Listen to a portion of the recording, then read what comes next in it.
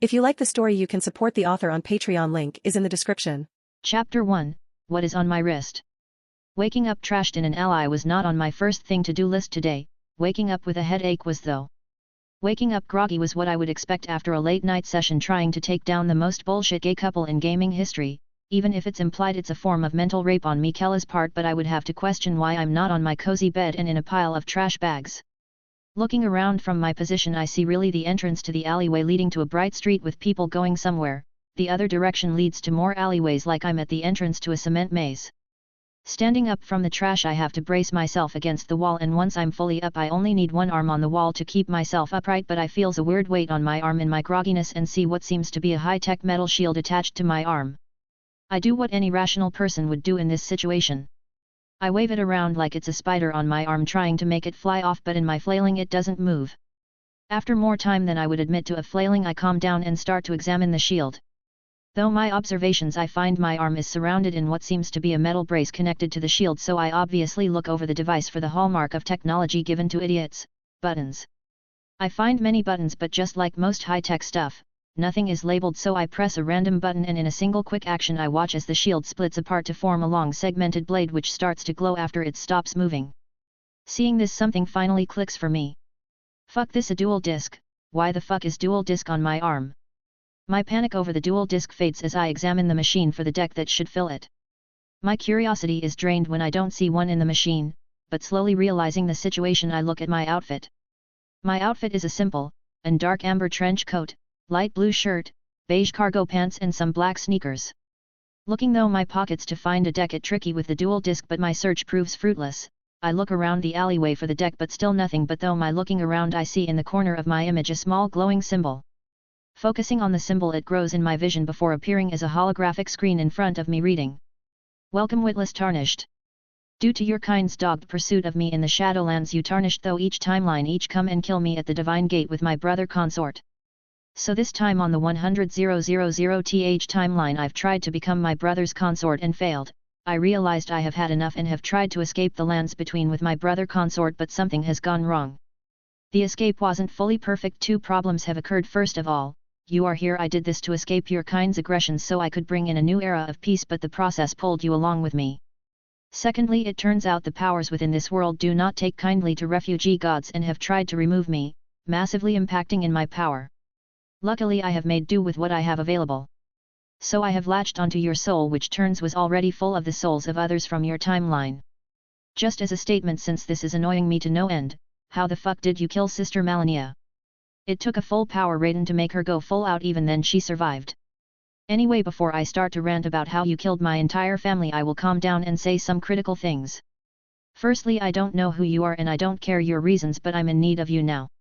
While I'm attached to your soul, the things I can do are very limited in scope, but though my observations of this world, they conduct things known as shadow games, and these shadow games are done through tablets holding souls. Using my power I can form these tablets for you to play these shadow games, and once I gain enough power I'll send you back home. Signed, Miquella the Kind. The information just floors me since, fuck, I have a juvenile god in my soul and I have to work with him to get back home when it's his fault in the first place. Damn man, I have a cat to feed. Actually, Snowball could probably feed herself. Pinching the bridge of my nose, I contemplate the situation before focusing again on the glowing symbol that turns out to be the Elden Ring symbol. Okay, Miquella, I'll work with you, but I need you to know something first, since you would get angry at me later otherwise when shit happens to me, and each tarnished that came to kill you thought your world was fake and that nothing mattered since it wasn't real to us. To us it was like a world we could interact with, and from the dual disc on my arm and you're speaking of shadow games, I can realize that we're in another world like that, but in a different form, so I know things that I shouldn't, and at this point I'm guessing you're reading my memory to dig for information. Going off the dual disc, it seems Generation 1, so the key things are: don't say the names of the pharaoh or the one controlling Bakura. When I finish saying that, another message appears for me in a text box. It's kinda annoying how it blocks most of my vision, but I read it. Looking through your memories I find correlations with what you say, but I can't believe my world was a game to your kind. It seems kind of insulting. Also, looking at the adaptation of the world from the giant stone tablets to the small paper-like material is jarring, but it should make making the deck for the shadow game easier, so much that I have enough power to coax the souls within your soul to form so-called dual spirits to form the cards. Reading this I pause for a second as though rang through my head. I can make a deck from souls from Elden Ring, and I killed most of them. The text box in front of me morphs to read something different. Yes, you can, but it's not just people you killed. When my transference happened, it pulled you along. That shouldn't have happened, and for some reason there are other souls here that you didn't kill but you either helped or met along your journey. P.S. A small jar thing says hi cuz. I have no idea why, but it's annoyed me enough that I mentioned it. Well, learning it's not just the people I killed makes me happier, but then a loud sound occurs outside the alleyway. I walk to the entrance and see Kaiba on a large screen overlooking the road, which is full of people. I tune it out once he starts talking about Battle City. That sorts the timeline question. Miquella, I know this is a rush, but could I get a deck quickly? I understand your though process, but if you want a deck, I only really have two options right now, since I'm having to sort through all the soul mass in here to get cohesive enough souls for the cards, but each deck is different than the other massively. One is focused on me and the other is on Malenia, since I focused on my sister and those with connection to my soul first, since it's easier. I don't even know half of these souls for my sister, but mine would be the adherents. Mine is more powerful, but it's harder to use since some souls are not happy at being used in it. Pick between the Goddess of Rot deck, or the Miquella's Plots deck. I take a moment to weigh my options. Chapter 2: The Decks. The description of both the decks made by Miquella doesn't make the choice easier between the two, but using the names of the decks as methods to analyze the decks if go off the decks to guess what would be the decks. I start by trying to analyze the Goddess of Rot deck. Well, the decks itself can easily be identified to be focusing on Malenia, but if it did, why isn't it called Blade of Miquella or something like how she likes to mention during her fight, but with Miquella's words that he has no idea who half the spirits in the deck are, it makes me believe it focuses on beings connected to the Scarlet Rot. Pivoting from that, analyzing it, turn to the other deck. Obviously I would assume it's gonna focus on Miquella since his name is in the deck's title, and it would be easy to assume it would involve the DLC content since he mentioned the adherents, which I would think he means the NPC who followed him into the Land of Shadows. At that though, a revelation occurs too. Isn't the entire reason of Miquella journeying into the Land of Shadows as a plot to ascend to godhood, but the deck is called Miquella's Plots, plural. Then another realization occurs to me, Raiden and Moke in that deck, those must be the unhappy souls he's talking about. I can determine this due to how he plotted both their downfalls and their deaths are required to access the DLC. This choice is really hard. Could it be possible to just give me access to both of the decks or just a look at them? As I think this, a message appears in front of me from Miquella. I could give you both the decks, but I would be stretching my powers even thinner than I am already. But I will be honest, the most taxing part of the process is grasping the fragments of the souls in this quagmire, which is your soul, to form cohesive enough masses that they're usable. It doesn't help that I'm having to hold back the more aggressive things in here. Just as a statement, why is Bell in here and why is he constantly fighting with a two-headed dragon in here? Also, just the sheer amount of things in here is staggering, but I would say the most corrosive would be the wisps of frenzied flame in here. Adhering my souls is essentially a mixing bowl of an entire world's souls, isn't? I'm less surprised until I read Miquella mentioning the frenzied flame and I start patting down my body looking for a certain object in a panic. Though my actions, I feel a golden needle buried in my flesh just above my heart. At finding the needle I breathe a sigh of relief, learning that I won't have to worry about the frenzied flame or Scarlet Rot using me as a method to fuck with the world, but in my relief I get another message from Miquella. How do you have my needle? I thought it lost in the Aeonian swamp that occurred in Elden after my sister's fight. I even felt it break, but for some reason it seems to be completely pristine. Reading Miquella's words, it just reminds me of her journey. All I respond with is, I was given it by a companion who was willing to die instead of becoming something she was not. The statement doesn't elicit a response from Miquella, but I can feel that struck a chord with him on some level, but the silence just makes the decision reoccur as the subject then though appears. Could you show me the strongest card of each deck? That might make it easier to choose. Sure, it's not like it would cause a problem. Here they are. Malenia, Goddess of Rot, Fire Goddess / Fusion / Effect ATK / Def 0. Promised Consort, Raiden Light God / Ritual / Effect ATK / Def. Getting a view of the pair of deck bosses, it confirms my idea about the deck's lore but still doesn't make the choice easier. Though examining the cards I make a multiple observations.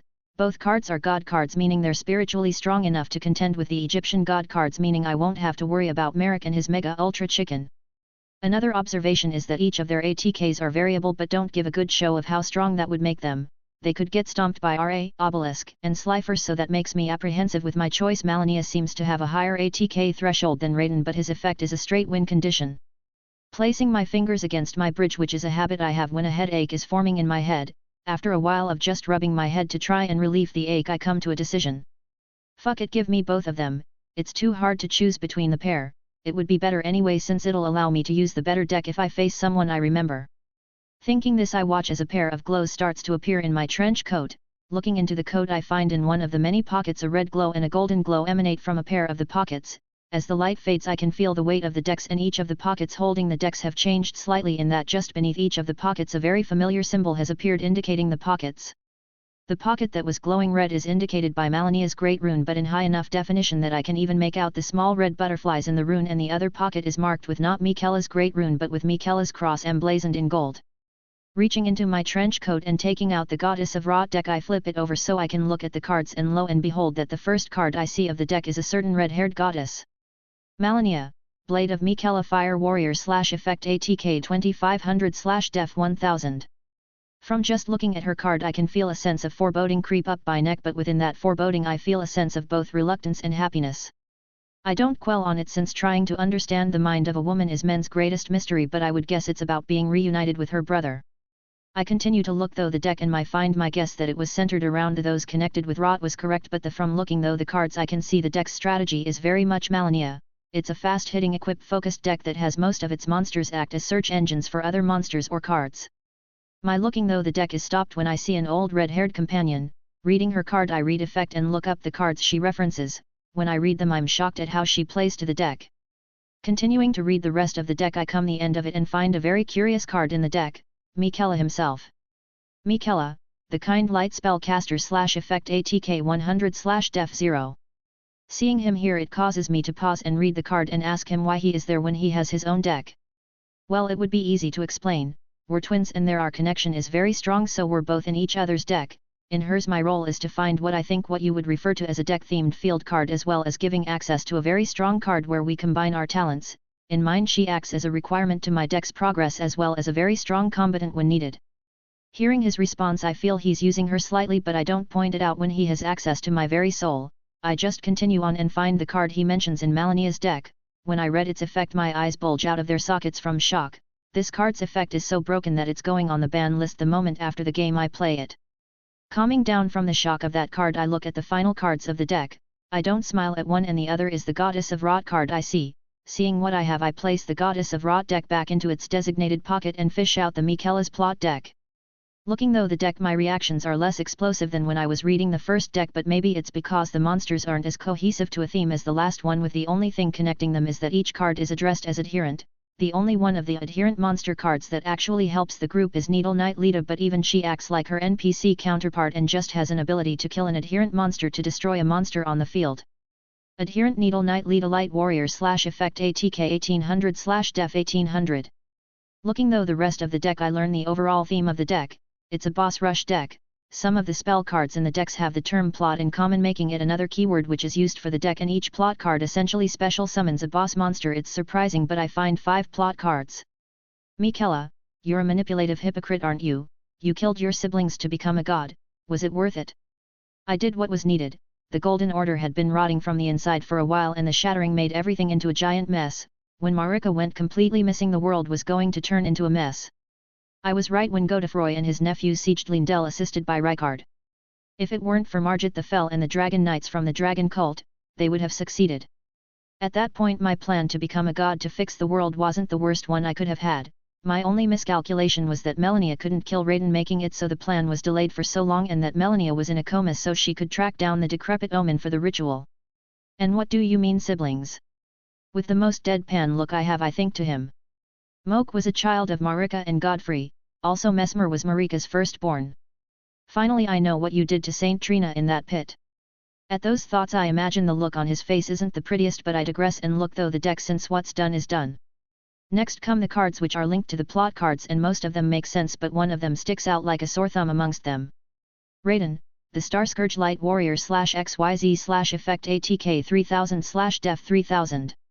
For one, having Raiden as a card makes sense, but the type of card doesn't. XYZs don't exist in this Yu-Gi-Oh universe, so Raiden being an XYZ shouldn't be possible. Why is Raiden an XYZ? They don't exist here, so they shouldn't be allowed. I tried to make Raiden as anything else, but his soul is denying another form than XYZ. I can't force him since it's not even his fault really. Looking at Raiden's card I come to a theory.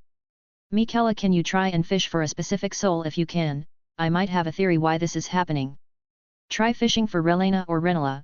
they would either be connected to Mesmer or Raiden. For a moment I feel a pinch in my chest before a message appears again. It wasn't super easy to get, but I found Relena's soul. I'm looking at her card form now and, yup, it's an XYZ.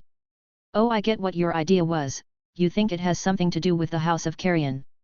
Correct, the primeval current is described as otherworldly, and if I remember my Yu-Gi-Oh lore, XYZ involves different dimensions or something, so it's interfering with their card forms. My thoughts are cut short as I hear Kaiba yell out from the monitors around. Now get ready, duel list, let the tournament begin. Hearing the words of Seto Kaiba, I look down at the Miquella's plot deck and places it back into its pocket before taking out the Goddess of Rot deck and placing it within the device. Once the deck is placed, a transparent card is produced from the graveyard slot. Taking the card, I turn towards the alleyway and go to join the tournament. Chapter 3 First New World Duel. Exiting the alleyway, I look around at the masses of people, each with their own duel disc. Within the crowd I can see some people I can recognize like Rex Raptor and Weevil Underwood. Take 2 guesses what kind of decks they run. No rush, I'll wait.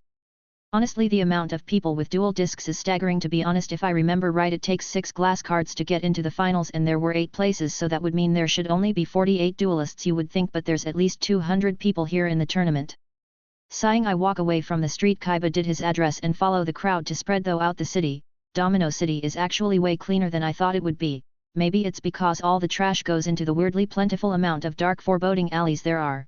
No joke, there are at least 12 connected to that plaza alone. My ruminations about dark alleys is cut short as I feel a tap on my back. Turning around, I become face to face with a lanky lad whose hairstyle can be described as a red puffball. Yes, I say politely, while getting a better look than just a quick glance, and notice the dual disc on his arm.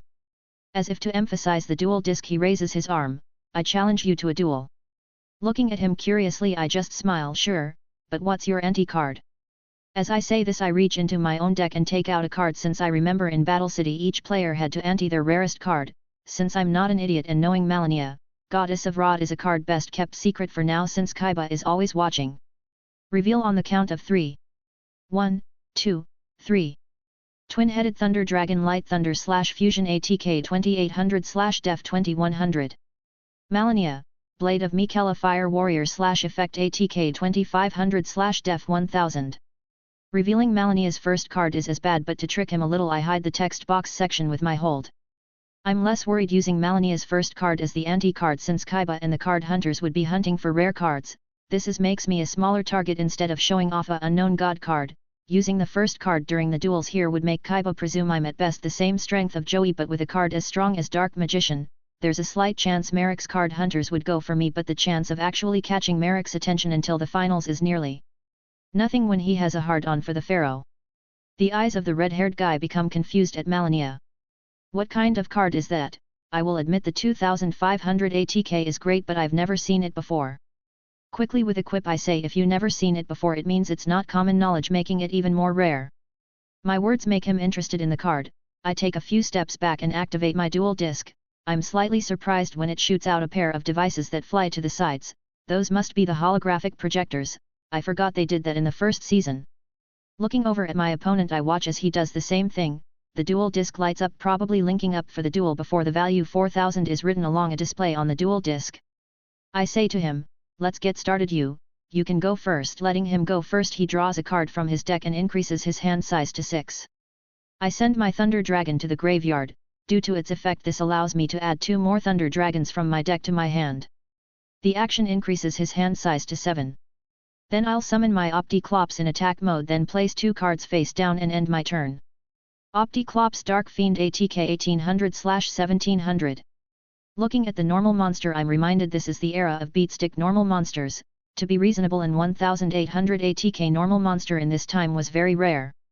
Drawing a card, I look at my hand, finding some interesting cards, but I don't have a card that would allow to just beat the Opticlops in battle, so I'll play defensively. From my hand I summon a monster face down in defense mode, then play a face down card in by back row. I'll end my turn. Drawing a card, he examines the field. Ha, so scared of my monster are you, that you had to play a face down monster? Well, too bad, it's useless. I play a card from my hand. Fairy Meteor Crush. The Cyclops on the field grabs onto the air and gains a pinkish glowing rock in its hand. Now Opticlops attack that face-down monster as he commands. The Cyclops charges at my face down, and as he slams the meteor down like a Neanderthal, the card flips open as 6 pale white arms appear to grab onto the arm before they could reach down and hit. Revealing himself, a pale-skinned man in a grungy red robe appears sitting on a white insect-like being, waving his finger at the Cyclops like a teacher reprimanding a student. Opponent's life points 4,000 greater than 3,900. I flip summon to reveal Gari, Sage of Rot. Gari, Sage of Rot, dark spellcaster / effect ATK 400 / def 1900. My. Isn't this one quite the specimen? I do wonder what life his corpse would manifest. Looking at Gari, I hear and see the projection speak to me, but no one else seems to react to his words. Concentrating on the duel, I continue. When Gari is flip summoned, I'm allowed to search my deck for 2 specific cards and add them to my hand. As I say this, the duel disc lights up and 2 cards pop out of the deck individually. Taking the cards, I watch as the deck shuffles itself using its technology. Annoyed that his monster failed to defeat mine, my opponent continues on. Second main phase, I'll summon Alligator's Sword in attack mode, then end my turn. Alligator's Sword, Earth Beast ATK 1500 / def 1200. Seeing the field, I draw a card and smile as I draw something very useful with my current hand. I summon to the field Miquella, the kind, in attack mode. A ring of light appears upon the ground, and rising from the ring like there's a platform raising him though the hole in the ring of light appears a small white-skinned preteen boy with golden braided hair that reaches to the ground. He looks towards the red-haired opponent with a look of contempt. This is the first victim to our plans. He looks like he came from the carnival. To be honest, I don't disagree with him. Miquella, the kind, light spellcaster / effect ATK 100 / def 0. My opponent speaks up. Why did you summon a monster with nearly no attack points in attack position? Are you trying to throw the duel? Looking at my opponent, I just speak, no, I'm not, since when Miquella is summoned he allows me to search my deck for a field card. I pause as my deck dispenses the field card, which I'll activate right now. Pressing a button on the dual disc, a slot very similar to a CD drive appears. Placing down the field card, the technology flashes lightly before the surroundings start to take on a new form. The world around us forms a still image of a large room made of vines and plants, and depicted in the roots is the body of a woman with her womb ripped out. I play the Halatry Roots. The Halatry Roots spell / field. My opponent is visibly shaken at the surroundings for a second before realizing it's not real. Okay, now that the Halatry Roots is on the field, I play from my hand the card Sibling Bond. Sibling Bond spell. The card appears on the field and it depicts Miquella and Melania in each other embrace in a hug. I can play this card when Miquella, the kind, is on the field. It allows me to search the deck and special summon his twin sister Melania, Blade of Miquella. The Sibling Bond card seems to start to crack before bursting into a cloud of red butterflies which float away serenely to reveal a tall female figure wearing a golden winged helmet which covers her eyes and a fully prosthetic golden arm wielding a sharp blade ready to cut down any challenger. Melania, Blade of Miquella, Fire Warrior / effect ATK 2500 / def 1000. She walks onto the field as if given new life and locks onto the presence of Miquella. In no time at all she dashes to him and lifts him up in her embrace, the siblings reunited at last. The moment is cut short as she focuses on everything else around her. She sees me and a bowing Gari on one side and a Cyclops and walking Alligator Warrior on the other. Out loud that even my opponent reacts to her words, she says her iconic line. Heed my words. I am Melania, Blade of Miquella. And I have never known true defeat. Chapter 4, Family Connections. Hearing her words, it slightly freaks me out since I can see my opponent react as well as the audience we have since we're in a public area. After a while he responds. So that's the rare card you have. I will say at least she's a looker. I can't wait to add her to my deck. And with that he just lost any pity for the ass kicking he'll receive. Lastly, I equip Melania, Blade of Miquella, with Scarlet Rot. Scarlet Rot spell / equip. Upon the field a red mist starts to form around Melania and her blade takes on a crimson hue. Due to effect of Scarlet Rot, Melania loses 500 def. Melania, Blade of Miquella, def 1500. The maneuver make my opponent exclaim, why did you weaken your own monster? Looking at him, since he's as thick as a brick, I ignore him and continue on my turn. I'll tell you why. I also play from my hand a card gained from Gari's effect. I play Miquella's Needle and equip it to Melania, Blade of Miquella. Miquella's Needle spell / effect. The card appears on the field and Miquella just walks over to the card and reaches into it before pulling from the card a very small glowing needle that emanates golden light. Walking gracefully akin to his Empyrean nature, he goes towards his sister who bows to her brother so he can reach her torso. In a flourish of golden light, Miquella strikes at Malenia's heart with the needle. When it becomes buried into her flesh, her form seems to be emboldened as if she was restraining herself in her previous state and can now finally relax. Now Malenia, show the world why you have never known defeat, attack that Cyclops. Reading her blade, she raises it towards the Cyclops, and within view of everyone the Cyclops can sense its own demise and looks around with its one eye in worry. In the time it takes for a butterfly to beat its wing, Malenia has leapt from her zone and goes to butcher the monster. Ha, too bad you did all that theatrics. I activate my trap card, Sakuretsu's armor. The last face down on his field flips open to reveal the trap, but my expression doesn't change as the body of Opticlops becomes encased in a set of grey jagged armor. Sakuretsu's armor trap. The Cyclops leers at Malenia from in its shell, but in the blink of its eye it finds its perspective has changed as it notices its own beheaded body from the ground. As Malenia beheaded it monster, the monster fades into pixels, forming into a red mass on the floor. Opponent's life points, 3,903,200 LP. My opponent just looks with shock as I look him in the eyes and explain. Due to the effect of Miquella's needle, Malenia cannot be destroyed by spell or trap cards. Now I activate the effect of both Malenia, Blade of Miquella as well as Scarlet Rot. Malenia gains 200 ATK while increasing my LP total by 200 as well. Then Scarlet Rot makes it so when the equipped monster defeats another monster you take 500 more points of damage. Malenia, Blade of Miquella, ATK 2500 greater than 2700. My life points, 4200. Opponent's life points, 3200 2700. My opponent and the crowd are silent at the constant barrage of plays I did. Even if the effect wasn't massive, it's still very effective. Lastly, I'll place one face down and end my turn. At the ending of my turn, my opponent refocuses himself before drawing and looking at his hand. First of all, I'll play Pot of Greed to draw 2. Pot of Greed spell / forever banned. Yes, just what I needed. I play from my hand Polymerization. I fuse from my hand by 2 Thunder Dragons to summon my deck's ace, Twin-Headed Thunder Dragon. Polymerization spell. Thunder Dragon Light Thunder / effect ATK 1600 / def 1500. Twin-Headed Thunder Dragon Light Thunder / effect ATK 2800 / def 2100. Seeing the twin-headed dragon's appearance might intimidate most people, but to be honest it looks like a pup in comparison to Placidusax or Belle.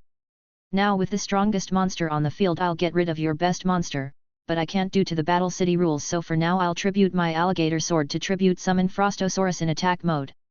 Frostosaurus Water Dinosaur / normal ATK 2600 / def 1700.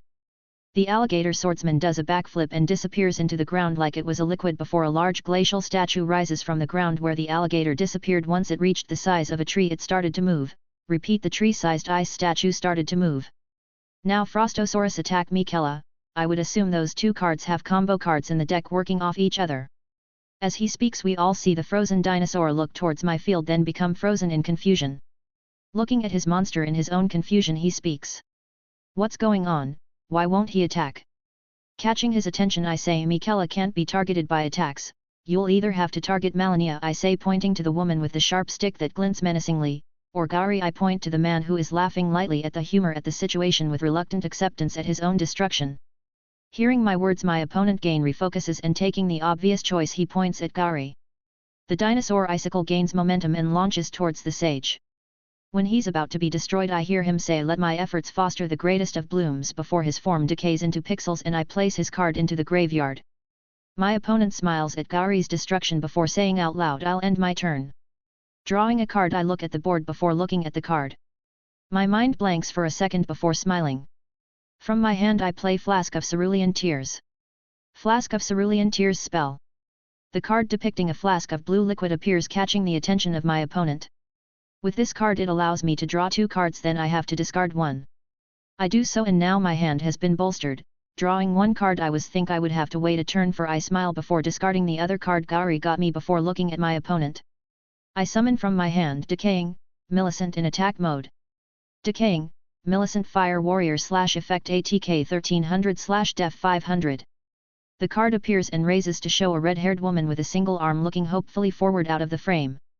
And like a portal the same woman steps out of the card and appears in front of everyone, including her mother and uncle. Now when Decaying, Millicent is summoned I can discard the last card in my hand to search my deck for an equip spell to add to my hand, and I choose this one. To emphasize I draw the card and reveal it dramatically to my opponent. I play and attach Unknown Daughter to Decaying Millicent. The announcement sends shock into the faces of the demigods as the card reveals both Millicent and Malenia next to each other but facing away from each other. Unknown Daughter spell/equip. Millicent glances towards her estranged family and bows politely before looking at her mother for the first time and smiling and saying one simple word. Mother. The word is heard by everyone and I can see the wiring in both the demigods' heads short-circuit even more. I wish I had a camera since Miquella's face is meme-worthy. Due to the effect of Unknown Daughter, Decaying Millicent gains the effects of all equip cards attached to Malenia, Blade of Miquella. Decaying Millicent Def 500 0. Watching the Scarlet Rod affect her isn't as subtle as it was for Malenia as the rod is way more pronounced, causing her to make a cry of pain as her skin starts to flake away like a layer of dead skin but with a mycelium-like texture pattern to it and causing the cloth covering her lost arm to be stained in crimson liquid, but she stays standing due to a certain glowing light above her heart. Now battle phase. Malenia, Blade of Miquella, take down that deep frozen dinosaur. Still recovering from the shock of the revelation, her body acts like the fine-tuned machine it is to attack the dinosaur.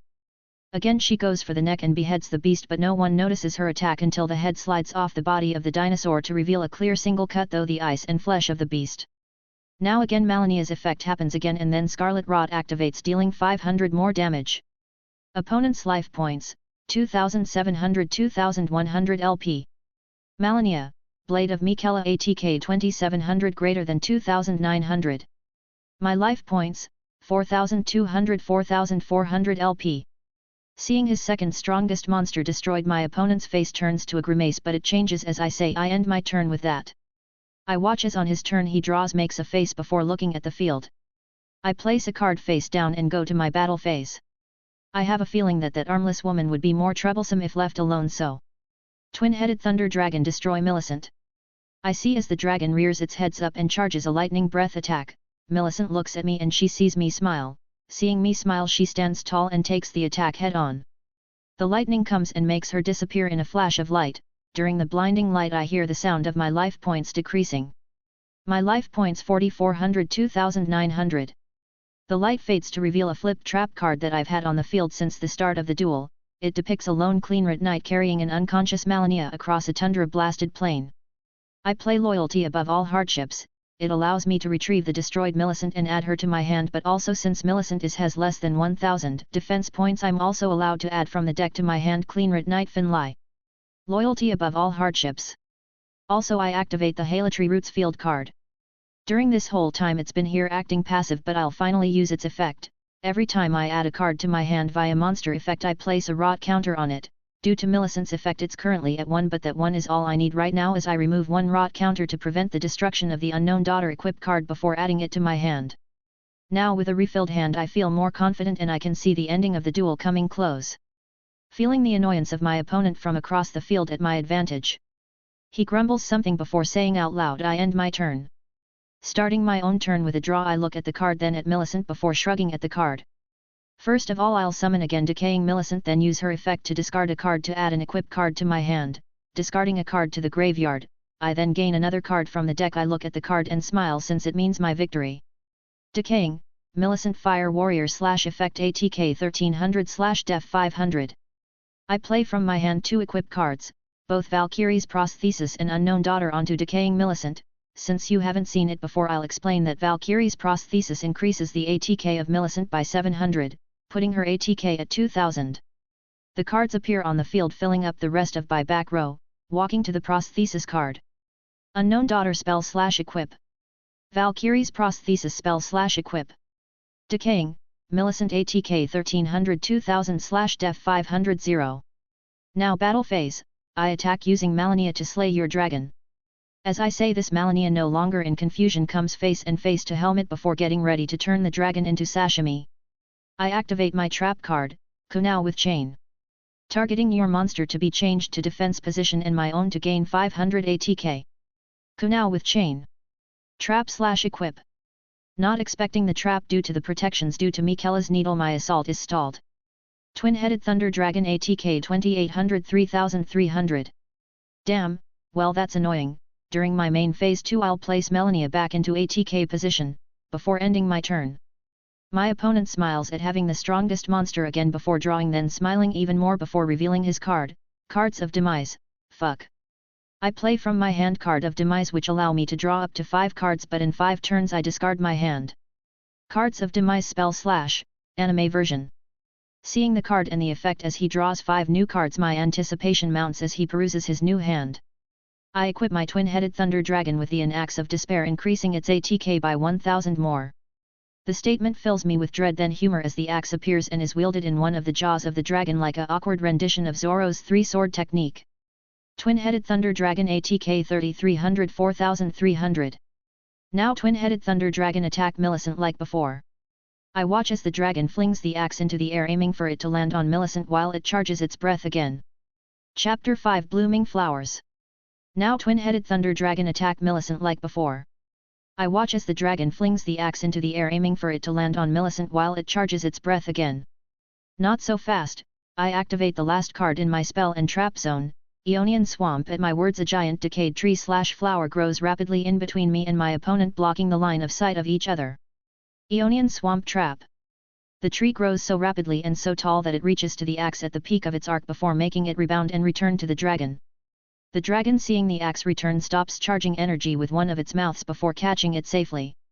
If a monster would be destroyed by battle, I can activate this card to stop the attack and end your battle phase forcefully, but the cost of this card makes it so instead of my monster being destroyed I take half of the ATK of the attacking monster as the cost. We both watch as this becomes the truth as the swamp tree's roots and trunks block the view of the twin-headed dragon, but though the brambles, the head that was charging power, is able to see me clearly and releases with its charged breath in the opportunity. The lightning breath hits me straight on and causes my trench coat to billow in the wind. My life points, 2,900-750. Seeing the massive reduction of LP, my opponent is smiling as the Aeonian Swamp decays and disappears into the ground. My Aeonian Swamp has another effect.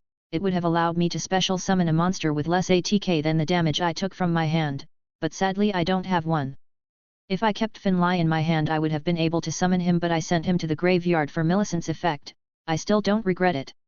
My opponent smirks before saying I'll end my turn, but at this point my victory is very much assured. Looking over at him with a look of contempt before looking at Millicent. Miquella, can you give Millicent a message for me? The Miquella on the field reacts slightly, but the board appears again for me alone. Sure, but it depends on the message. Tell her I'm sorry, but to win she will have to bloom, but it's not permanent. When I think that I can see the Miquella on the board, look towards myself before looking at Millicent and seemingly speaking without making sound. Looking at Millicent I see her expression darken and look at me with anger before reluctance. Taking that as a sign that she consents, if not fully willingly. I draw my card for the turn and look at it. Giving Millicent one more glance I sigh before emboldening my resolve. I play from my hand the spell card, Bloom of the Valkyrie. While I have Millicent on the field and she's equipped with at least 2 equip spell card, it allows me to tribute her and special summon from my extra deck the Scarlet Valkyrie with moving the spells equipped on Millicent onto her. Bloom of the Valkyrie spell. I see a orange-red energy start to emanate from her like a mist. The mist slowly starts to envelop her, getting harder and harder to see her form though the mist, and just as she's about to become fully concealed the sound of metal snapping is heard as the cocoon of red-orange energy becomes many times more dense like tinted foggy glass. The energy emanating from the cocoon attracts the attention of everyone on the field, but before everyone has to wait long. A sound like escaping air is heard as the cocoon rises into the sky and flies in an arc towards the center of the battlefield and explodes into a scarlet Aeonian flower covering the entire field in the red-orange energy. Finally reveals is a transformed Millicent sporting a very familiar golden helmet with wings, but though the eye slots for the helmet you can see a pair of soulless eyes peer out looking for her next foe. The Scarlet Valkyrie Fire Warrior /Fusion /Effect ATK 2400 Def 500. My opponent, seeing her stats, are very confused. Why did you summon a fusion monster that can't attack this turn when you're about to lose the next turn? It's not even strong enough to defeat my dragon. I look at the boisterous opponent, then pinch the bridge of my nose. Don't get angry, it's not him, it's this era where Kaiba rules with the biggest beatstick monster. To explain, I summoned her since her effect will win me this duel. When summoned, the Scarlet allows me to destroy all monsters on the field with originally more than 2600 ATK, that includes your dragon.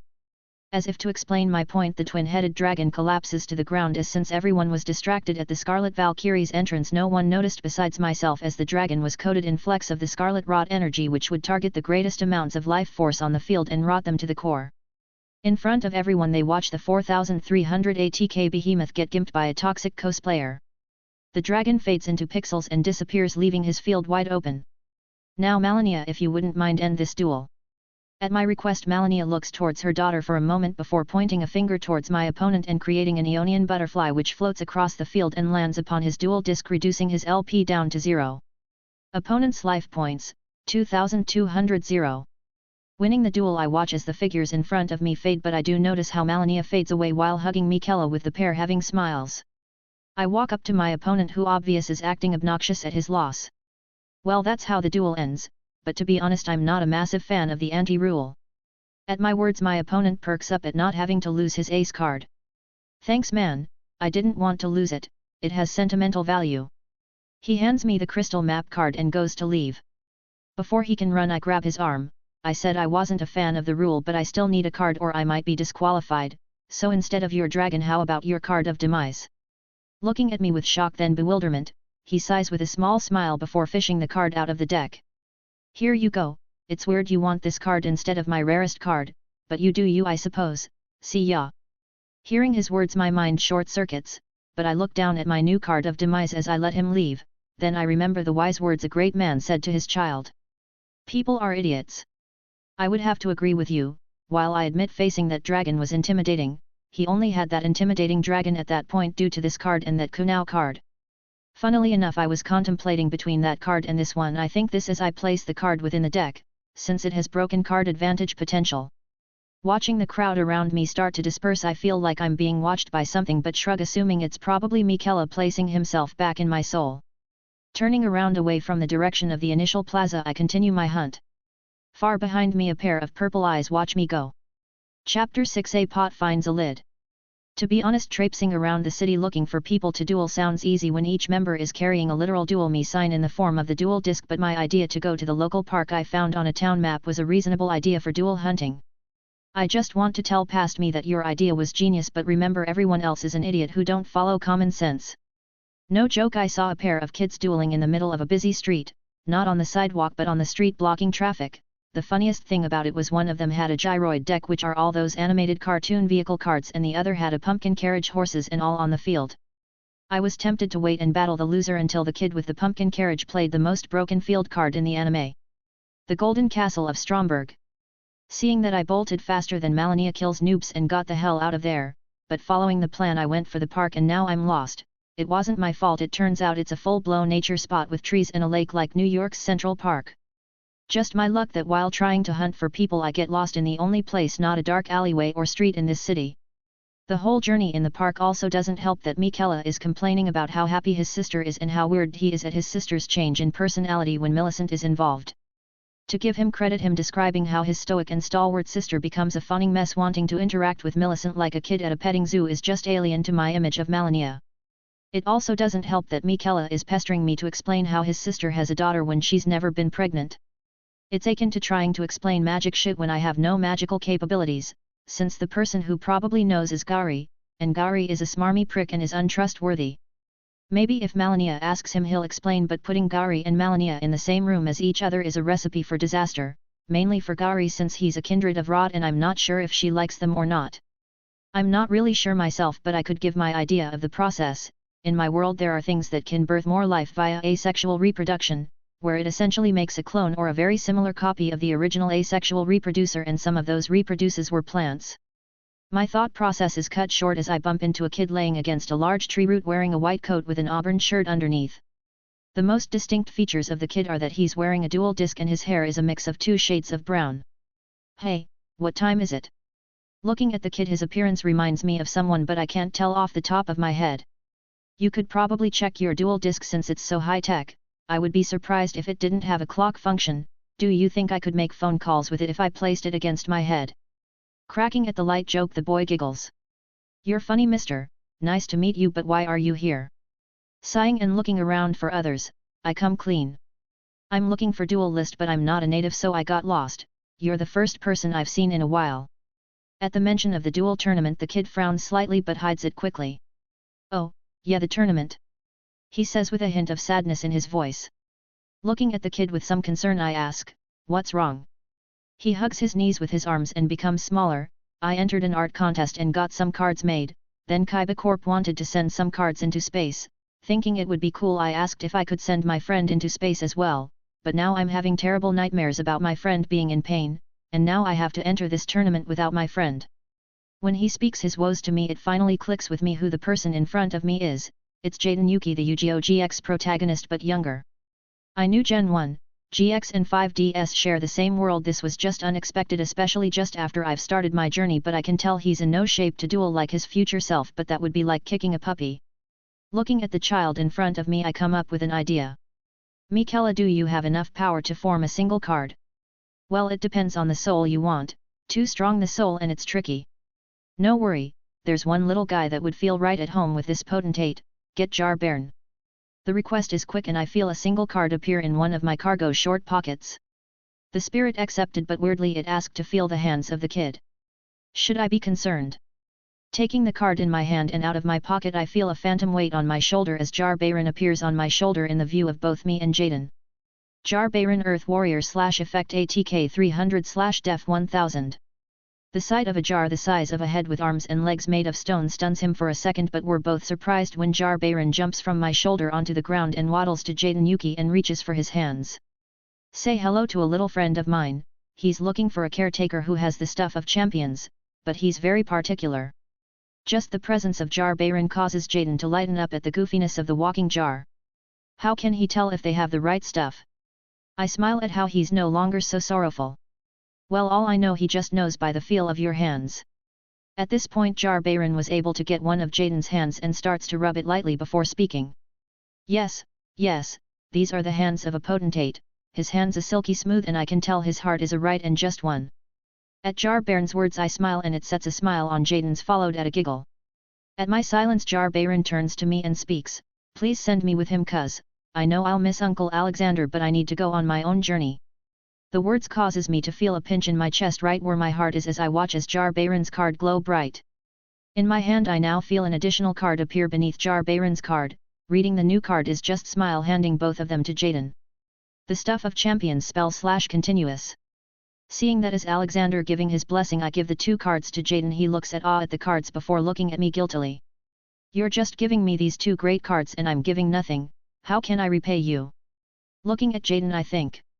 Well, you could give a duel like how the tournament wants us to, but instead of your rarest card just give me a pot of greed or something if I win. If I lose you take Jar Baron as the reward. You're on, Jaden says with excitement before jumping up and walking to a faraway distance and activating his duel disc. I set up my own by placing the GOR deck in. My thoughts are paused though when Jaden asks for my attention. By the way mister, I'm Jaden Yuki, what's your name? Smiling at the kid since my last opponent didn't even ask my name. It's not important but you can use my nickname Drogon, or DRO. Now let's duel.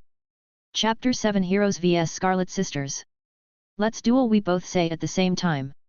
Looking towards him I let him go first. I draw, let's see what draw. Wait, isn't that the card you gave me? The kid's poker face is non-existent it seems, maybe it's because he's been reliant on Yubel's guidance. Wait, this might be his first duel without Yubel's help. Knowing that coddling him isn't the right move, I let him work out his own strategy for the game. Okay, let's start with playing two cards face down and a face down monster on my field. I'll end there. Seeing him fill his field I smile and draw before looking at my cards. The cards in my hand cause me to pause slightly. I look at Jaden before closing my eyes and making a decision. Firstly, I use the effect of a card in my hand. I reveal from my hand the Blood Cocoon Plot spell card. I reveal to the child a depiction of child kidnapping and Mokul Station, with Moke carrying an unconscious Miquella. Blood Cocoon Plot spell /ritual. When I reveal this card in my hand it allows me to search my deck for Miquella, the kind, and add him to my hand. When I say this, Miquella's card pops out of the deck. Taking his card I play it onto the field, summoning him. Like before, Miquella appears in a ring of golden light, using it like a portal on the floor, but unlike his last appearance his hair doesn't reach the ground and it's not wild like before, as it appears to have been braided into an intricate braid. Understanding it's a requirement to tame the long bush-like hair he has, I don't comment. Miquella, the kind light spellcaster /effect ATK 100/Def 0. I summon Miquella, the kind. When he's summoned he allows me to search my deck for the Halatry Roots field card. Again my deck dispenses another card which I add to my hand. For now I'll play the Halatry Roots before placing two face-down cards, then ending my turn. This declaration comes with the surrounding forests starting to coalesce into a nest of roots and trunks to make a reappearance of the wooden Miquella figure. The Halatree Roots spell/field. The surrounding changing to the Halatree causes stars to shine in the eyes of Jaden. So cool, is this the Kaiba tech at work? He says while looking around at the details. Yeah, it is, but before you get lost in the illusion, it's your turn. Hearing my words, it catches his attention back to the duel, and when he sees my field he tilts his head in contemplation at the appearance of my field. I draw. Nice. From my hand I summon Sparkman in attack mode before activating the card you gave me. Elemental Hero Sparkman Light Warrior / Normal ATK 1600 / Def 1400. The Stuff of Champions spell / continuous. Summoning monster without flipping the other one makes me believe it might be a flip effect monster, but I have little time to postulate before Jaden acts. Sparkman attack Miquella, the kind with your shock bolts. As Sparkman hears the command he raises his arms to attack, but before he attacks he looks at Miquella in the eyes, who glances at the hero as well. A runic arc of light appears above the head of Sparkman. Jaden looks at Sparkman with confusion. Sparkman, why aren't you fighting, and what's with the light ring?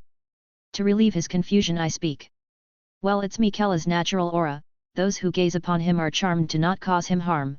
This means he can't be targeted by attacks, but due to this and how the rules work it makes it so Sparkman can attack me directly since he's currently alone on my field. As I say this I watch Sparkman turn towards me with the charged arm. HAREM, that's a weird effect, but I won't pass up on free damage. Sparkman attack DRO directly. As he goes to strike at me in the middle of the field, a large orange flower bud starts to grow out of the ground between me and Sparkman. Sadly Jaden, I have to stop that. I activate the trap card Scarlet Eonia. Scarlet Eonia trap / counter. It allows me to reveal the top 5 cards of my deck, and if there's a fire type warrior monster with 1000 or less def in the cards, it allows me to special summon them. Saying this, the top cards of my deck are ejected out, placing my hand separate from the cards I look, though the 5. Gari, Sage of Rot Dark Spellcaster / Effect ATK 400 / Def 1900. Envoy of a New Age Light Spellcaster / Effect ATK 1000 / Def 2200. Bloom of the Valkyrie spell. Unknown Daughter spell / equip. Daughters of Rot Fire Warrior / Effect ATK 1800 / Def 500. Looking at the first 4 cards I was thinking my prospects was low, but when the daughters were revealed their appearance upset Miquella for some completely unknown reason, but his worries were ignored as from the Scarlet Eonia on the field, a quadruple of sisters manifest from the expanding bloom, each looking different and wielding vastly different weapons. I shuffle the other 4 cards back into the deck. Also, when the Daughters of Rot are summoned I'm allowed to add a specific monster to my hand from the deck. Saying that, a companion returns to my hand while adding a Rot counter to the Halatree. Seeing the sisters appear, Jaden is stunned for a moment but looks at Sparkman on the field before looking glum. I'll end my turn. Drawing a card I look at my hand and smile at the card the daughter got and formulating my attack strategy. I summon to the field Decaying Millicent in ATK mode. Decaying Millicent Fire Warrior / Effect ATK 1300 / Def 500. A flourish of scarlet red butterflies manifesting onto the field, and from the collective Millicent appears, and she doesn't look happy with me, with good reason. I just whisper the word sorry to her. When Millicent is summoned I can discard 1 card from my hand to search for a equip spell in my deck. I'll discard Blood Cocoon Plot and add Valkyrie's Prosthesis to my hand before playing it on Millicent. This increases her ATK by 700 to 2000. Valkyrie's Prosthesis spell / equip. My words explain the rapid movement of cards upon the field to Jaden, who seems to be bewildered at the plays due to their speed. Now battle phase. Millicent, take down Sparkman please. Millicent seems to sigh before jumping into the air and cuts down the blue hero, fulfilling the Sparkman 1-turn curse. Jaden's LP's 4000 greater than 3600. Jaden lights up and flips open his other face down. I activate Hero Counterattack. You have to pick a card from my hand, and if it's a hero, I destroy 1 monster on your field. At the activation of the trap I pause for a second. Well, Millicent also has an effect when she destroys a monster, so if I remember effect order rules again, your trap goes first then Millicent. Okay then. Looking at Jaden's hand I just see a pair of cards. The right one. At my words Jaden smiles to reveal a Elemental Hero Wingman. Elemental Hero Bublemon Water Warrior / Effect ATK 800 / Def 1200. Seeing the appearance of Bublemon my smile drops, and using his protagonist intuition he examines my board and somehow figures out my most useful card on the field. To be honest I don't like it, but I get really bad vibes from Miquella, so I'll have to remove him from the field. His intuition is scary since I know if I draw just 1 card Malenia is appearing to just butcher his deck. I watch as the bisected Sparkman throws what seems to be a grenade aiming for his killer, but his form collapses to the ground and the grenade flies towards Miquella, who doesn't recognize what a modern grenade is when the closest comparison he could have had would have been a pot weapon. The grenade explodes in a blast of sparks and light and Miquella is removed from the field and sent to the graveyard. Well, now that's resolved, I'll activate Millicent's effect, which allows me to add an equip spell from the deck to my hand when she defeats a monster. Man, you really like searching your deck. At Jaden's words I just smile joyfully. Now Daughters of Rod attack the face-down monster. The daughters raise their weapons and all go to slam them against the face-down monster, but as they hit, they strike against a hard material that rebuffs their blades. The monster is revealed to be a bulbous form of brown masses with a distinct red mass for a head. Elemental Hero claim an Earth Warrior / normal ATK 800 / def 2000. Droz LPs, 3800. Now that stopped my plans for now. Main Phase 2, I'll equip Miquella's Needle to Millicent before ending my turn. When I play Miquella's Needle on the field, the card is revealed like before, but instead of Miquella applying the needle himself, Millicent walks over to the card and takes the needle out from the card. When the needle is out, the Daughters of Rod surround Millicent, facing away from her to hide her form from both me and Jaden, using their robes as makeshift curtains. All we both see of the equipping of the needle is a flash of light before the sisters return to their monster zones. I hear Jaden say before he looks at the card with confusion, then his hand, and I can see the gears in his head turn, and like he just figured out algebraic functions, he has a genius moment that would become common in his future. I play one face-down card before summoning from my hand Necro Gardna before special summoning Elemental Hero Bublemon from my hand using his effect. When he's summoned this way, he allows me to draw 2 cards. Necro Gardna Dark Warrior / effect ATK 600 / def 1300. Elemental Hero Bublemon Water Warrior / effect ATK 800 / def 1200. I watch as he draws 2 cards and then I see him look at the cards on his dual disc and smiles like he won the lottery before revealing the face-down spell card he just played. I activate Black Hole, destroying all monsters on the field due to its effect. Black Hole spell. At his words I just smile and see his play, as all the monsters on the field except Millicent are destroyed by the Black Hole. Millicent just stands there impervious to the quasar due to a golden aura surrounding her emanating from the needle.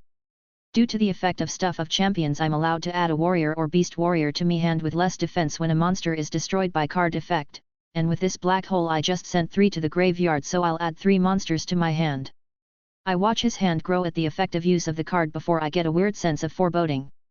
From my hand I activate the card Polymerization. I fuse together Elemental Hero Avian and Elemental Hero Burstinatrix to fusion summon Elemental Hero Flame Wingman. Polymerization spell.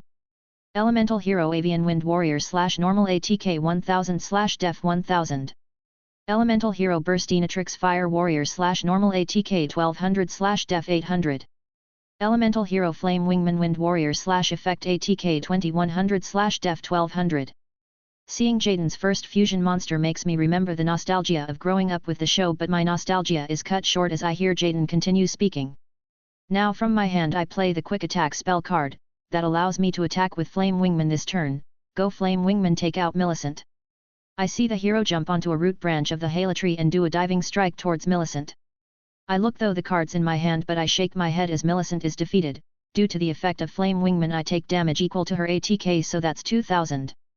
Droz LP 3800 greater than 1800. Using the effect of the Hala tree I remove 2 rot counters from it and regain Miquella's Needle and Valkyrie's Prosthesis to my hand. Placing the cards back in my hand I look at Jaden. This is so fun. Chapter 8, Dragons and Dignity. Seeing the iconic hero monster on the other side of the field, my plan has been stalled, so I have to think of another process. I'll end my turn. I hear Jaden say. I draw a card and look at my hand at the new card. Fudge, I forgot that bastard was in this deck. I continue to look at my hand, then make a plan using the 5 cards in my hand. Okay, my turn. First of all I'll play the card Rot Kindred Swarm from my hand. A spell card appears depicting a trio of Kindred of Rot patrolling Saelit in its malformed and corrupted form. Rot Kindred Swarm spell / continuous. I activate Rot Kindred and remove all 1 Rot token from the card to summon a Rot Kindred token onto the field in ATK mode. Burrowing from the earth beneath me and Jaden, a pale mollusk-like insect creature appears before standing at full height wielding a long pale glaive. Rot Kindred token Fire Insect / effect / token ATK 1400 / def 0.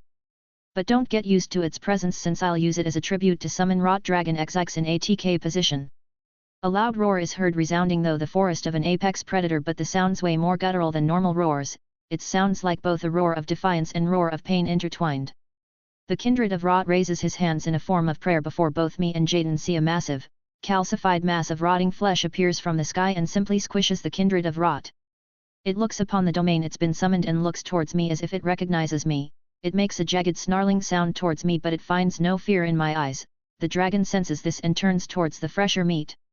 The white mass of chipped calcifying stone and pulsating flesh coils around itself and rears itself and stares down at the hero with a giant dripping maw infused with scarlet rot, as if sensing a challenge. Elemental hero Flame Wingman strike a pose of defiance as it faces a real monstrosity, like how any hero should. Rot Dragon XX Fire Dragon / Effect ATK 2400 / Def 2000. Due to the effect of the Rot Kindred token, I lose 500 LP, but then I'll activate Rot Dragon XX's effect. Draws LPs 1800 1300. The dragon's jaw unhinges like an alligator's towards elemental hero Flame Wingman. Everyone sees as the dragon's mouth starts to fill with an orange mist. When Rot Dragon XX is summoned, he destroys one monster on the field with less ATK than himself. Jaden's eyes widen in surprise as the Flame Wingman expecting flames braces for the heat before being overwhelmed in a scarlet rot mist. The hero looks to be corrupted by the mist before decaying into pixels. No Flame Wingman. I use Stuff of Champions to add a warrior to my hand. Now it's my battle phase. Go XX, attack Jaden directly. Both me and Jaden watch as XX rears its leg up before stomping the ground, causing an earthquake effect that travels along the floor, hitting Jaden. Jaden's LP, 3600 1200. The strike takes any smile away from his face, but in his eyes, I can see his determination to win blaze like a bonfire. I'll end my turn and let you go. At my words he draws a card, then reveals it. It's the Greedy Pot. I'll activate Pot of Greed, letting me draw 2. I watch as he draws 2 and looks through his hand and smiles. Pot of Greed spell. First of all I'll summon my newest friend Jar Bayron. Jar Bayron's card appears flat down and Jar Bayron appears doing a flexing pose. Jar Bayron Earth Warrior / Effect ATK 300 / Def 1000. Oh, hello cuz. He says animatedly, full of energy as he waves. I wave back. I'll use Jar Bayron's effect to special summon from my deck Elemental Hero Woodsman in defense mode before equipping to Woodsman. Swinging in from the surrounding roots and tree trunks appears what can only be described as the unholy combination of Swamp Thing and Groat. He lands on the field and goes into his defense position, but Jar Bayron climbs onto of the warrior / plant thing and sits on his shoulder like a Elden Ring version of Pikachu as he equips himself to Woodsman. Elemental Hero Woodsman Earth Warrior / Effect ATK 1000 / Def 2000. ATK 1000 1300 / Def 2000 3000. The dragon leers at the pair, but all I feel is pride from Jar Bayron, not even flinching at the sight. With a face that seems like he has a plan, he says, I'll play Fusion Recovery, to get polymerization from the graveyard as well as Burstinatrix back to my hand. Fusion Recovery spell. Polymerization spell. Elemental Hero Burstinatrix Fire Warrior / Normal ATK 1200 / Def 800. Now with my polymerization from my hand and using Elemental Hero Ocean in my hand, I fusion summon Elemental Hero Terra Firma. The little jar on the shoulder waves at me happily, since in his own little way he would become part of a great champion. The pair jump into a vortex that appears where a blue dolphin-themed hero is waiting. In a flash of light a hero that looks very similar to Neos appears, all but being a little less alien-looking and more machine-like, that and how he's standing as tall as XX with the dragon being around his chest height. Elemental Hero Terra Firma Earth Warrior / Effect ATK 2500 / Def 2000. The monster is very imposing even when I even remember the anime lore it has being part of the Legendary Planets series. But I don't worry yet since Jaden's already used his quick attack spell card, making it so he can't attack this turn. My thoughts are proven true when Jaden says, I'll end my turn here. At the start of my turn, I draw and look and laugh lightly. From my hand I'll play Flask of Cerulean Tears. This allows me to draw 2 then discard 1. Drawing more cards, the cards in my hands, then discarding a currently useless card just finalize a path for victory for me. From my hand I send Bloom of the Valkyrie to the graveyard to add a fire-type warrior monster with 500 or less def from the grave to my hand. And I choose Decaying Millicent. Bloom of the Valkyrie spell. Adding her back to my hand, she doesn't remain there for long since I immediately summon her. She just walks out onto the field and looks between the Rot Dragon and the Titan before sighing in exasperation. Decaying Millicent Fire Warrior / Effect ATK 1300 / Def 500. Like before when she's summoned, I can discard a card and search my deck for an equip spell card, but I chain the effect with the Halatry Roots. To chain this I'll be discarding a Miquella's Needle, which is an equip spell in itself, allowing me to remove a rot counter from the Halatry Roots to retain it in my hand, while searching for an additional equip spell. I place Miquella's Needle on the graveyard place, which makes a card pop out from the deck, but the machine doesn't take Miquella's Needle, which I place back in my hand with the newly gained equip spell.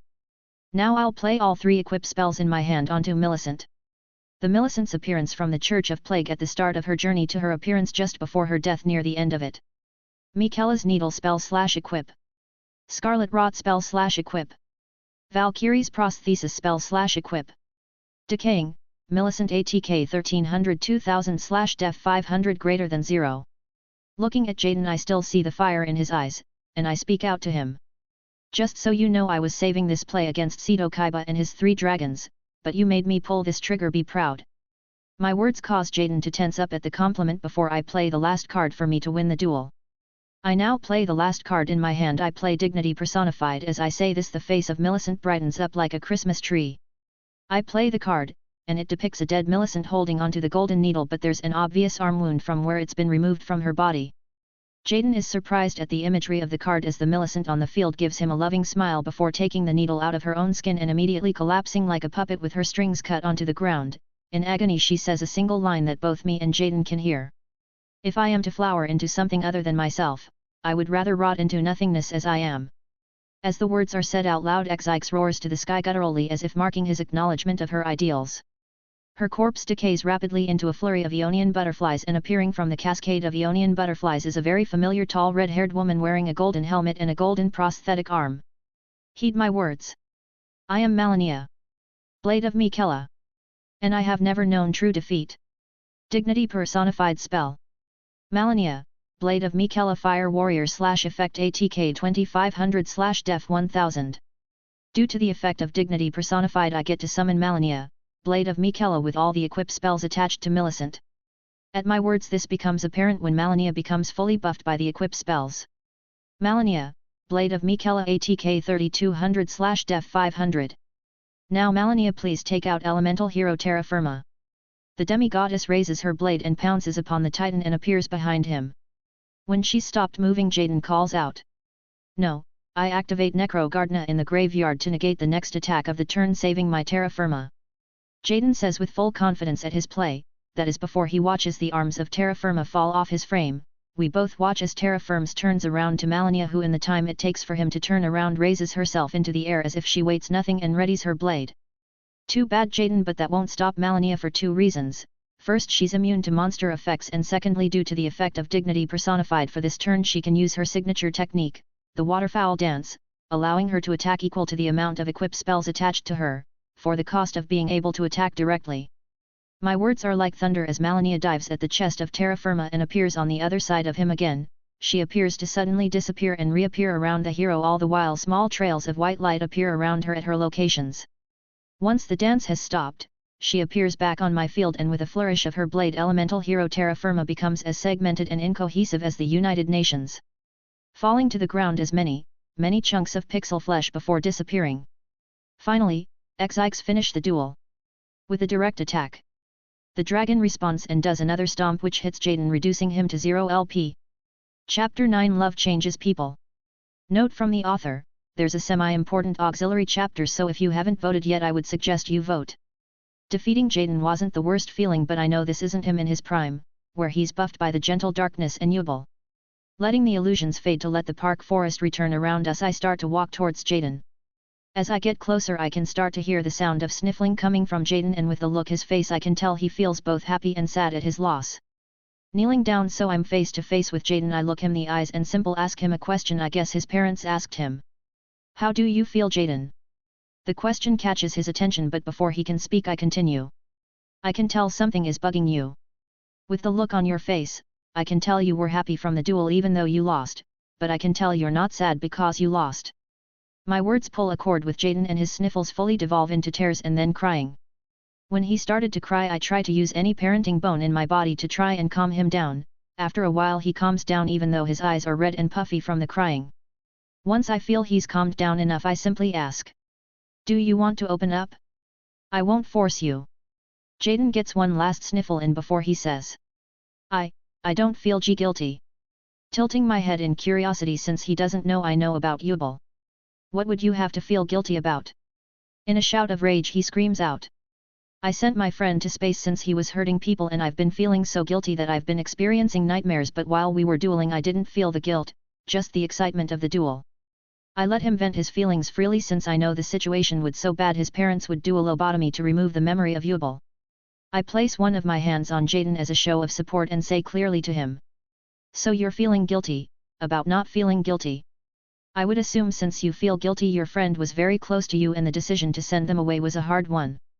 I don't get a reply with words but he nods his head. I continue. If the choice was a hard one that means there was a big enough reason that made the choice hard but necessary, since you said you sent your friend away I would assume they did or were doing something wrong. Jaden raises their head and looks at me with teary eyes. They were hurting people I dueled with. When I asked them to stop they agreed but it happened again. He rubs his eyes with his free arm and continues. It got so bad that no one wanted to duel me. I won this contest and thought if I send her to space they could calm down or something. I nod along with his story and remembers the dynamics between Jaden and Yubel. I think I get the problem. You think they were doing their actions out of hate or fear, weren't you? Hearing this he nods lightly. Well, you're wrong. They were doing it out of love. Love? Jaden responds with a confused look. Yes, love. A person or spirit blinded by love can do many things. Some of those things can appear irrational to you but feel completely rational to themselves. If I had to guess, their actions make it out that they felt a threat towards you or their connection to you and lashed out on instinct. My words seems to strike a chord with him but in the process makes him seem sadder. I know learning this might make it hurt more since you sent them away, but making some distance between you two might help. There's a saying us grown up like to say about love, the closer the relationship the harder it hurts when you have to let go. My words cause Jaden to start crying again but he still faces me. Tell me, Jaden, do you feel like you'll never see your friend again? He nods his head rapidly. If the love between you two is so strong, they will return to you without a doubt, but every journey changes people, sometimes not for the better, so get ready to accept them for who they are, past, present and future. I say this while staring into his eyes. My words make him pause but in total I can tell he feels better. Now Jaden, you should get home soon, you won't want to have your parents worry about you and I need to get out of this park. I watch as Jaden rummages with his deck and presents me with the crystal map card and the pot of greed we talked about. I take the cards but I'm half tempted to just hand it back since I don't feel nice taking a card from a child, but I'll just blame Kaiba since he sent children into a tournament with mostly adult contestants. I watch Jaden start walking though the park, I follow him since I'm still lost. The sight of concrete is a blessing to me. When we get to the streets I finally wave to Jaden as a goodbye. I see him in the spirit form of Jar Brain waves. To be honest, I'll miss the little pot. I pick a random direction away from the park and head into the city. Though my walking I find duels going off around, but I can tell none of the duels will end soon due to each duel being drawn out UNGA bunga beat stick battles with normal monsters. I do find some people with dual discs who aren't dueling, but when I ask them they just tell me they're already out or just dueled and wanted a break after the taxing slugfest. Just my luck. I look at a duel next to me and watch as one guy just summons a normal monster with the same ATK of the other monster and just kamikaze itself against it. Yeah, that's the level of the tactics for the best of this era. I never realized Kaiba's standards were so low for the mob characters. I do have to question how that kid with the broken field card didn't get in the Battle City finals. Did he just brick or something? Mentally shrugging, I just walk towards the edge of the road and lean against the wall near a wooden wall waiting for someone to get ready for a duel. While waiting I hear a sound coming from the wooden wall to the side of me. Looking at the wall I see the spirit form of Miquella, who is also leaning against the wall. We need to talk. Chapter 10 Yanderas are crazy. We need to talk. Well, it depends on what you want to talk about, just remember I don't know everything. Flicking his hair away from his face he is leering at me with a side glance. What purpose did you have to give away that pot? I could feel your compassion but I'm being pulled too thinly that I can't read your mind, which makes your actions a mystery to me. Giving Miquella a side-eye glance as well, I just smile. I'm guessing, it would be easy to describe it using the fate of the protagonist example. The Tarnished is the protagonist of your world while Jaden Yuki is the protagonist of the second edition of this reality's story, but his has the darkest moments. I felt he needed a little pot of courage to dampen the pain of his journey. I see Miquella take a face that looks like he's plotting something. Massive piece of advice, don't try to get close to him, everyone around him are in constant danger, especially spirits, since Yubel, who is Jaden's friend he talked about, is crazy and goes full Yandere against anyone near Jaden for their arc of the story including spirits. I gave Jarbairn to him since Jarbairn is one of the only 2 NPCs that can't be killed, him and Hagu. The confusion on Miquella's face is apparent, as if I read his mind as well. Jaden gets possessed by his past life's ideals at some point and goes full psychopath before his soul becomes a fusion between himself and Yubel. I'm not sure, but he becomes a spirit pariah at the end of his journey. Since you actively want to regain your energy, joining someone who would actively be against it isn't ideal. The look of Miquella's face is stone-faced. I wasn't confused about that, but your knowledge makes that idea moot. I was confused mainly since I didn't understand what you meant by the word Yandere. Forgetting that Miquella doesn't get modem slang, I pause for a second. Well, the word is a mix of 2 words, yan and dear. Dear comes from the term dear which means love-struck, while yan comes from the term Yandere which means mentally sick, so the combination of the terms is Yandere, which is used to describe a obsessive love situation. At those thoughts I just made a realization and start chuckling. Now I understand, but why are you laughing? Does the subject of obsessive love amuse you? No, it's just I realized something. When you charm someone you essentially make them an Yandere. A Yandere love is usually associated with that the other member would actively kill those who got in the way of their love, and it fits the effect your charm has on a person, that makes you the demigod of Yanderes. Hell, I just realized your sister is a Yandere for you without the charm effect. I laugh out loud at that statement. I just look at Miquella and see him look at the ground in despair with a 1,000-yard stare, while I feel a being within me want to kill me. My conversation with Miquella is cut short as I see a veiled woman appear on the opposite side of Miquella to me. I was wondering how long it would take for her to appear. My words snap Miquella out of his despair, and he looks at the veiled women before his face becomes passive, but I can tell in his eyes houses a greedy look. I have finally found you, Anomalies. Ishizu Ishtar says with a voice full of determination.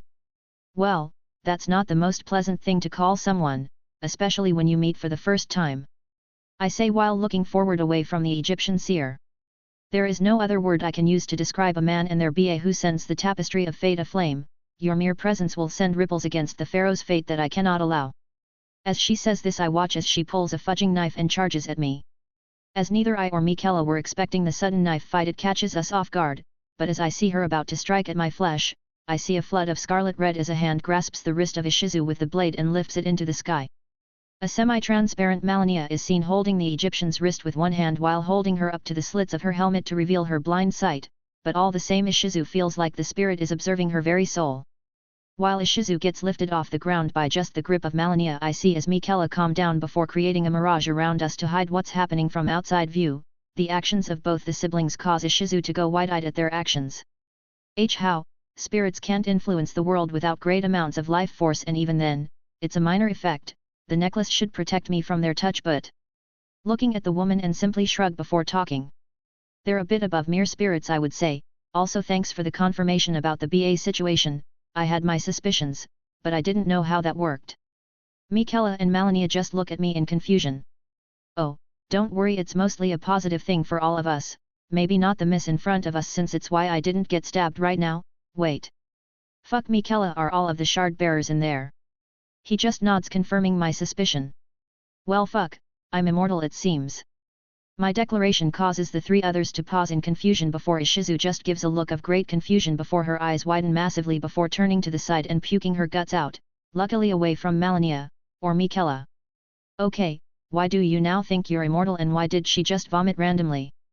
To explain it simply, I have all the shard bearers in my soul. That means I have every piece of the Elden ring in my soul, even the rune of destined death. It means I can't die until I want to. It also means since I have all the great runes, if I have enough power I could use them in interesting ways. I have an idea of Mog's rune, but that might require his help, and you and him aren't the best of friends since you charmed him. The message of the sheer density of the subject is given to the siblings and they both look in awe at the situation, but they refocus on Ishizu when she thinks they're not focusing on her. First mistake, Malenia is never unfocused. Her escape attempt fails obviously. Now Ishizu Ishtar, I don't know if you have an equivalent in the lands between, but, in this world her Millennium Necklace allows her to look into the future. Because of that she's actually very helpful to the protagonist's journey, but she's also a Yandere for the protagonist's ending, trying to remove threats that would hinder their journey. Smiling at the Egyptian seer. To answer why she just puked, she just saw the future when though her appearance right now she just saw me kill everyone in this city but herself and myself by unleashing the rune of destined death. My words caused the pair of siblings to jerk their heads in my direction from looking at her, in shock. What? It's a possibility, there's multiple ways I could kill everyone if I have access to the shard bearer's power while they're buffed by the other shards. Raising my hand and my fingers I use my other hand to count down the fingers and curl it into my hand. Once I run out of fingers from my hand I just switch to the other. Godric's rune is the main reason since it would buff the strength of them to allow me to do this. More got. To become an unstoppable monster that could appear anywhere or create doppelgangers of my unstoppable form. Raiden, simply change gravity by either increasing it or lowering it. Moke, turn everyone's blood to blood flame and let everyone melt from the inside. Malenia, just let scarlet rot run rampant. Rykard, make lava erupt from the ground everywhere. The rune of the unborn to just turn everyone into babies or into different people essentially replacing their existence. Miquella, brainwash everyone to kill themselves out of love. Lastly, even though they didn't have a shard, I would say if he was buffed with Godric's rune, Mesmer, simply burn the city to the ground with a grand firestorm. The sheer brutality of the scenarios makes Miquella actually shiver in fright, and as I count them out Ishizu's eyes widen more and more as she can probably see every scenario occur due to the necklace. Even within my soul I feel a series of shock occur from the sentient shard bearers and demigods in my soul. Yet, it's funny how the second most powerful rune was in the hand of the weakest demigod descendant. I never understood why Morgott just didn't take Godric's rune. He had reason to, but he just used Godric as tarnished bait for the entire Shattering era. What's the most powerful great rune then? Well it's Malekthe's rune of destined death. It's still technically a shard of the Elden Ring. Luckily, I'm not a madman and doing any of those things would be counterproductive to me. My words cause the demigods within and outside to sigh in relief as well as Ishizu. How about this, miss? Since I'm guessing you want to stop me from killing everyone, I could set up a wager between us two, duel me. If I win you give me a crystal map card, and if you win, I'll give you the key to the power that would allow me to easily kill everyone if I wanted to. Regaining her courage she glares at me in rage. No, you must be stopped before you can harm the pharaoh. I just look at her in her current position. Take a look at your current situation and think, I think we're a bit above your pay grade, my dear. I could simply ask Malenia to run you though and leave you in an alley to die, but since I don't want to kill you, I'm allowing you to live and even giving you a chance to weaken me. My words cause the courage she gained to collapse like a sandcastle on the beach, but her determination to serve the pharaoh stokes her flames of defiance against me and she says a single line. I accept your bet. I walk to her and mentally ask Malenia to get rid of the knife. With little effort she disarms Ishizu and throws it over the wooden wall next to us. The action also drops the arm of Ishizu letting her stand normally. Miquella drops the mirage as well. Seeing she doesn't have a dual disc on her I look towards the people who are out of the tournament and sigh at needing to ask them for a dual disc. I walk towards them with Ishizu in tow. While walking towards the duelists I make a decision before changing the deck within my dual disc. Far out to the distance a pair of purple eyes are confused at my sudden appearance from disappearing in their sight. Chapter 11 Seers are annoying. Getting a dual disc wasn't very simple since they just came out and no one wanted to lose theirs, but I channeled my inner Miquella and lied saying she needed one since the last person she won against lashed out at her breaking her dual disc in an accident. I also added some sorrow to the story by saying the dude ran away to not pay for it with their own. The looks of sympathy she got were totally different. Once she was fully equipped, she placed within her borrowed dual disc a deck she had on hand because this is a Yu-Gi-Oh world, so of course. Launching the illusion processing machines launch away from us. I wait for her to get ready. Seconds later her own machines get launched and we both say, let's duel. Drawing my hand, I watch as she goes first since I'm the one who instigated the duel and didn't want to go first anyway. I draw, let's see, I'll start with placing this card onto the field then playing a card from my hand. I play card destruction from my hand making us discard our hands and drawing replacements. Card destruction spell. I discard my hand without remorse since unknown to her I bricked with having just Malenia and no way to summon her with the cards there. Drawing more cards I find better cards. Next I activate place down 2 cards before activating from my hand a card of demise, to allow me to draw back to 5. Card of demise spell. Okay, her card advantage is getting out of hand. Next from my hand I summon a monster face down before playing 2 dragged down into the grave cards. We look at each other's hands and discard 2, we draw 2. Dragged down into the grave spell. Being a gentleman, I walk over to her and present my hand to her. Blood cocoon plot of a severed heart adherent needle night lead a flask of crimson tears adherent malignant thiol lyre. I look at her hand of 2 cards. Muko Kelbeck. Her cards don't surprise me, but the cards she chooses do. She chooses needle night Lita and thiol lyre. Placing the 2 cards into the graveyard, I walk away and draw 2 more cards. Returning to my spot, I hear her say, "I'll play a spell card on my field, I'll play Painful Choice." I look at her with annoyance before walking back to her I can choose between the 5 cards. 2 Walls of Revealing Light Agido Delinquent Duo Cestus of Dalga. Looking at her cards, I see only one that wouldn't give her a real advantage. If anything, it would hinder her and go towards picking the Cestus of Dalga, but then I realize something I remember about her deck. Doesn't she have Exchange of the Spirit in her deck? It's also the anime version, where it doesn't require me to have 15 cards in my graveyard as well. She's trying to fill her graveyard to stack it so when the deck and graveyard swap, I have no options.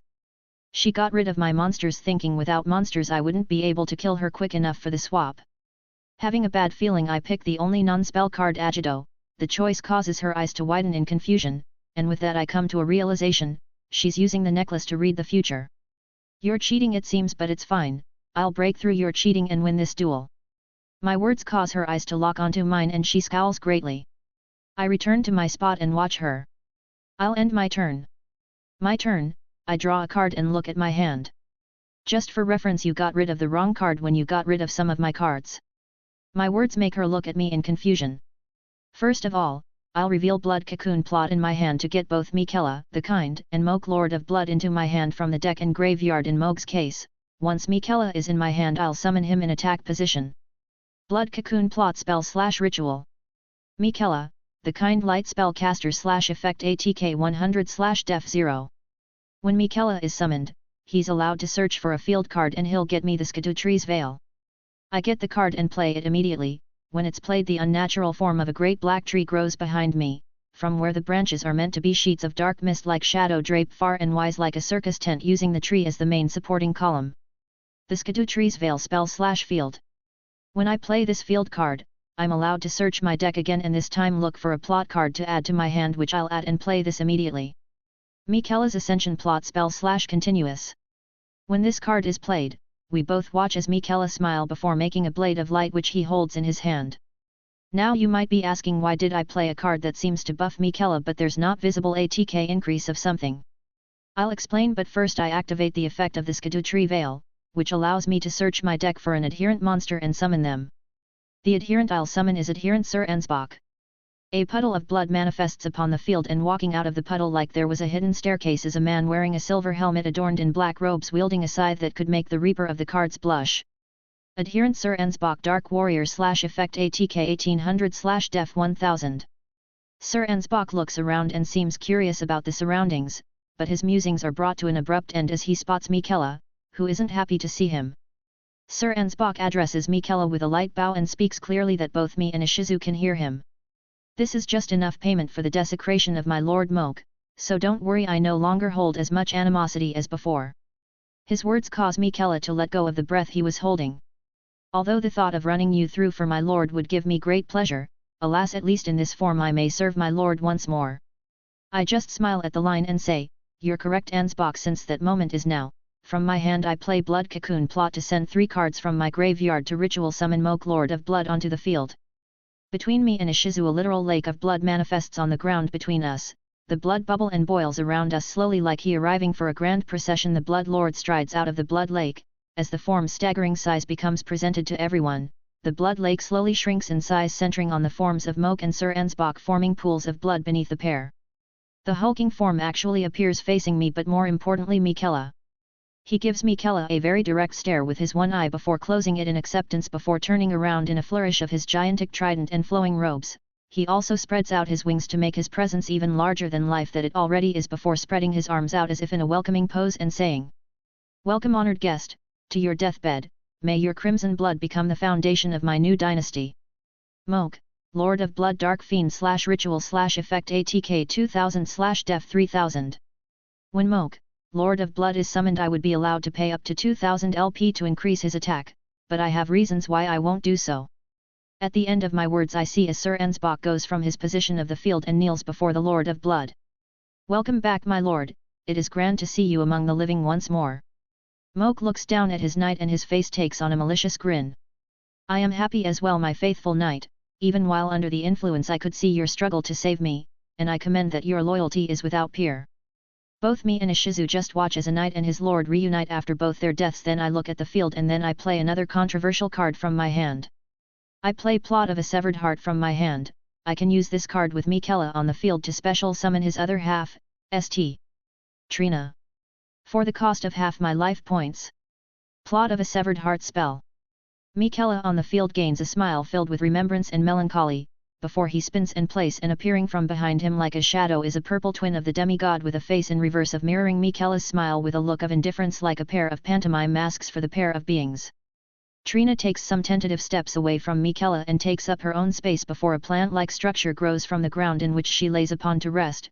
She glances towards Miquella and a whisper is heard. Godhood is a shackle, Miquella, I know you don't wish to be bound like her. St. Trina Dark Plant /Effect ATK 0/Def 2000. Hearing her words I close my eyes and thought, but I need to continue to I do. When St. Trina is summoned, I flip a coin, and one of two things can happen. From my pocket I take out a small golden coin that appears to have the face of Godfrey on one side and the Elden ring on the other to signify heads and tails respectively. Everyone watches as the coin is sent flying into the air. The coin lands upon the ground and bounces multiple times before landing with the Elden ring visible. It seems fate is on my side today, since this is the effect I wanted. Now, while St. Trina is on the field you can't flip or activate face down cards. That includes your spells and traps face down on the field. This causes Ishizu to start to sweat, since I remember even the broken anime version of Exchange of the Spirit was still a trap card, so she needs to get rid of St. Trina. Chapter 12 Fate Overturned. Having an overwhelming field is very intimidating, especially when I have the beast known as Moog being an intimidating centerpiece, but at this point my dual disc finally applies the cost of summoning St. Trina. Droz LP, 4000-2000. Well, for the battle phase I'll start with someone light, Miquella. Attack if you would. As I say this, I point directly at Ishizu, who looks confused until she sees a beam of light appear in her vision and hit her with a headshot that would have killed her if it was real. Ishizu's LP 4000-3900. Now I'm going to read your mind and determine what you're thinking. How Miquella attack could directly when you have a monster face down to block the attack. It's very simple. Remember that card that essentially buffed Miquella. It made it so as an additional rule Miquella can attack directly, and when he attacks, he can search my deck for another plot card. As I say this, I see Miquella uses the light knife to cut himself before sending the blood flying, which causes another Miquella cross to grow from the ground, this time behind St. Trina. Searching though my deck and my field, I sigh before adding a card to my hand. Now the rest of my battle phase, I'll have Sir Ensbach attack your face down. The black-cloaked knight bows once more to his lord before readying his blade to attack. He gives one glance to me and I shake my head. He takes the K and jumps into the air before striking down at the face-down monster. The monster card flips due to the attack to reveal a very muscle-bound man wearing a golden headdress and mask, all while carrying a very intimidating saber. It reacts just in time to block the descending scythe. Medora Earth Fairy /Effect ATK 1500/Def 1800. Medora ATK 1500-1900. Due to Sir Ensbach having 1800 ATK himself, the battle results in a stalemate against the monster, which gets buffed from its own ability. The look on Ishizu is happy with the defense, but as she examines the field, she can see my expression and see while it's a look on intrigue, it's not one of annoyance. Well, it seems you stopped Sir Ensbach, the first time. The words confuse Ishizu, but before she can ask why, I just continue. I use Sir Ensbach's ability. His ability allows me to pay up to 700 LP to increase his ATK by that amount for the turn, while having another effect that allows him to attack twice per turn. Since it hurts me, I'll only pay the bare minimum of 1 LP to overcome the defense of Medora with his second attack. Both Sir Ensbach and Moog chuckle at the paltry sacrifice which would break the camel's back, but regardless, Sir Ensbach jumps from Medora's block to stand next to me. I place my hand against Sir Ensbach's illusion, and he gains a tiny red hue to his scythe. Droz LP 2019-99. Adherent Sir Ensbach ATK 1800-1801. Without a command, Ensbach does what he was meant to do and does another attack towards the beefcake in a Egyptian mask. A repeat of the last situation occurs, but instead of the saber being able to hold back the scythe's edge, it is cut in half. The scythe's blade continues its strike and cuts Medora in half. As the monster fades away, the smile on Moog seems to become feral as he realizes he is able to attack directly. Myself, I realize I could have won the duel right now by just paying Moog's LP effect, but I had a sneaking suspicion it would have been a bad idea. You can never be too careful with seers. Now Moog, it's time to take your pound of flesh, this time directly from Ishizu, attack directly. Moog lets out a laugh that only Marika could love. Wait, she didn't love him, never mind. He lets out a laugh/growl combo that no one likes, before walking towards Ishizu before slamming his scared spear down upon her. When the spear would hit her, Moog, Miquella and Ishizu herself are surprised when a golden light barrier appears around her blocking the strike. Confused at the barrier, Moog rears back his spear for another strike, but something interesting happens. Ishizu LP, 3900-1900. Having no idea about the golden barrier and its purpose, and since he's done his attack, Moog returns to his space while confused like everyone else. I have no idea what that was about, but regardless, I'll play one card face down and end my turn. I see Ishizu close her eyes in contemplation before drawing a card. I'll play Graceful Charity to add 3 cards to my hand, then discard 2. I see as she draws 3 smiles at the cards before sending to the grave. Next, from my hand I'll play Spell Recovery from my hand to discard 2 spells in my hand to get a spell from my graveyard, and I'll bring my card of Demise back so I can play it to get back to 5. I watch her do this play to both fill her grave for her strategy and regain card advantage. Behind her veil I can see her smile as if her plan is going along swimmingly. With these cards I'll end this. From my hand I play the spell, Reggi, to destroy all your monsters on the field. Reggi spell. Above the field, storm clouds start to form and lightning is seen rolling around in the clouds before in a flash of light the lightning strikes my field. Everyone is blinded by the light, and when my field is revealed it's not empty. Moog, Miquella, and St. Trina are still there, with Sir Ensbach being the only casualty. Wait, what? How are they still on the field? Ishizu exclaims in confusion. I explain, confused at her reaction. Well, Miquella and Moog are immune to spell effects, while the Miquella's Ascension plot gives a blanket protection against destruction card effects for Miquella, the kind which St. Trina is also defined as. My words send Ishizu into a frowning state before she scowls, then plays take a card from her hand and plays it. I'll play Monster Reborn and summon a monster from the graveyard. I'll summon one of yours which I have foreseen to be most useful in this situation. I special summon Adherent Malignant Thiol Lyre in defense position. When she says she's using Monster Reborn, it doesn't catch my attention because I was thinking she would go again on offense, but when she summons Thiol Lyre I just realized the problem. Monster Reborn spell. Adherent Malignant Thiol Lyre water spell caster / effect ATK 300 / def 300. I am here to serve St. Trina evermore. Why am I facing St. Trina? Is this one of Miquella's deceptions? His words cause Miquella, who's on the field, to get angry at the masked servant, with a scowl, but he stays silent. Now for those who don't get the problem, here's why. With this move she's just placed me in a passive state even though I have a monster with way more power potential than Thiol Lyre. Thiol Lyre is a perfect guard card, as long as St. Trina isn't in the graveyard, and guess where St. Trina is? On the field, blocking her from using Exchange of the Spirit to turn my deck thinner than a few cards. I can see the sense of smugness in her eyes from across the field. I see on the field as Thiol Lyre takes a bowing posture towards St. Trina. My beloved St. Trina, I wish you no harm, but I hope you find it in your heart to forgive my transgressions. Trina on her plant throne looks at her follower with sympathy but says nothing. I watch as Ishizu looks again at her hand before summoning a monster in face down. I'll end my turn.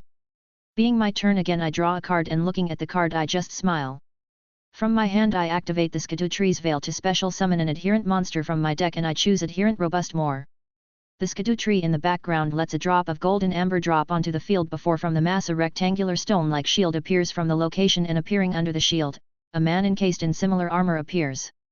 Adherent Robust Moor Earth Warrior / effect ATK 600 / def 2300. Happy, forevermore, sad need to fight. When Moor is summoned, he allows me to draw a card. I watch as the gentle bulwark opens the lid of the pot in front of him and throws something from it towards me. It lands on my deck as an effect and releases the top card of the deck from the dual disc. Looking at the card, I'm happy with Moor. Sorry for needing to get rid of you so quickly, Moor, and what this would do to you, Thiol Lyre, but using the card Moor gave me, I'll play Purity of Ideals. Purity of Ideals spell. I watch as Moore curls up upon the field as if in pain before in a feat of strength raises a giant rot pot from somewhere before throwing it towards Thial Lyre who in panic couldn't even dodge the pot. When played Purity of Ideals requires me to sacrifice an adherent monster but the payoff is that it removes one card on your field from play then allows me to add adherent Needle Knight Lita to my hand from the graveyard. My words come true as Thial Lyre is revealed to be a scarlet rot-riddled corpse on the field before pixelating. Last on my turn I'll summon Needle Knight Lita before entering my battle phase. Adherent Needle Knight Lita Light Warrior /Effect ATK 1800 /Def 1800. Lita is summoned and she immediately bows towards Miquella. My lord, after so long I have reunited with you, may I forever be your merciful blade. Looking at Lita I get major Yandere vibes, maybe that's expected for the demigod of Yandere's only remaining knight. I look over the field and see a Shizu sweating bullets at her open field. Now it's the battle phase and during this only Miquella will attack. Hearing my words Ishizu scowls and says in rage. You seek to play with me like a cat and mouse, why not end this duel? As Miquella strikes Ishizu she watches as the light blade appears and hits her, but her LP don't decrease. I'm not attacking with Moog or Lita due to the effect of Moore. When Moore is removed from the field for that turn neither player can take damage, but I'm still attacking with Miquella so I can use the Ascension Plot's effect to add another plot card to my hand. Adding the last plot card to my hand, I look over the field before saying I'll end my turn. Ishizu sighs at the prospect of getting another turn, she draws a card and immediately summons a monster. I'll summon another Medora in ATK position and due to the amount of Earth Fairy cards in my graveyard his ATK will be at 2300. Medora Earth Fairy /Effect ATK 1500 /Def 1800. Medora ATK 1500 2300. The buff muscle man appears again but this time his blade is ready to strike, and I can guess where it's aimed. Medora take down Saint Trina. I watch without emotion as the buff Egyptian warrior charges the resting St. Trina, its blade strikes down and makes St. Trina dissolve into a cascade of purple flowers which disappear. Now that card is gone, I'll activate exchange of the spirit on the field to swap our decks and graveyards. The action which I delayed happens and they're swapped. I watch as Medora becomes massive with a giant glow up. Ishizu's LP 1900 900. Medora ATK 2300 3500. Lastly I'll place a face down. She smiles as if she's won before playing the card face down before saying, I'll end my turn here. And with this I've won. My words cause Ishizu to break from her revelry of her victory. How you have little to no cards left in your deck and nothing you have should be able to defeat Medora in this state. Incorrect but you'll see why. But first I'll draw then use Skadutree's Veil to special summon an adherent from the deck to the field, so welcome back Sir Ensbach. Moog smiles and waves his sacred spear to allow a pool of blood to form which Sir Ensbach returns from.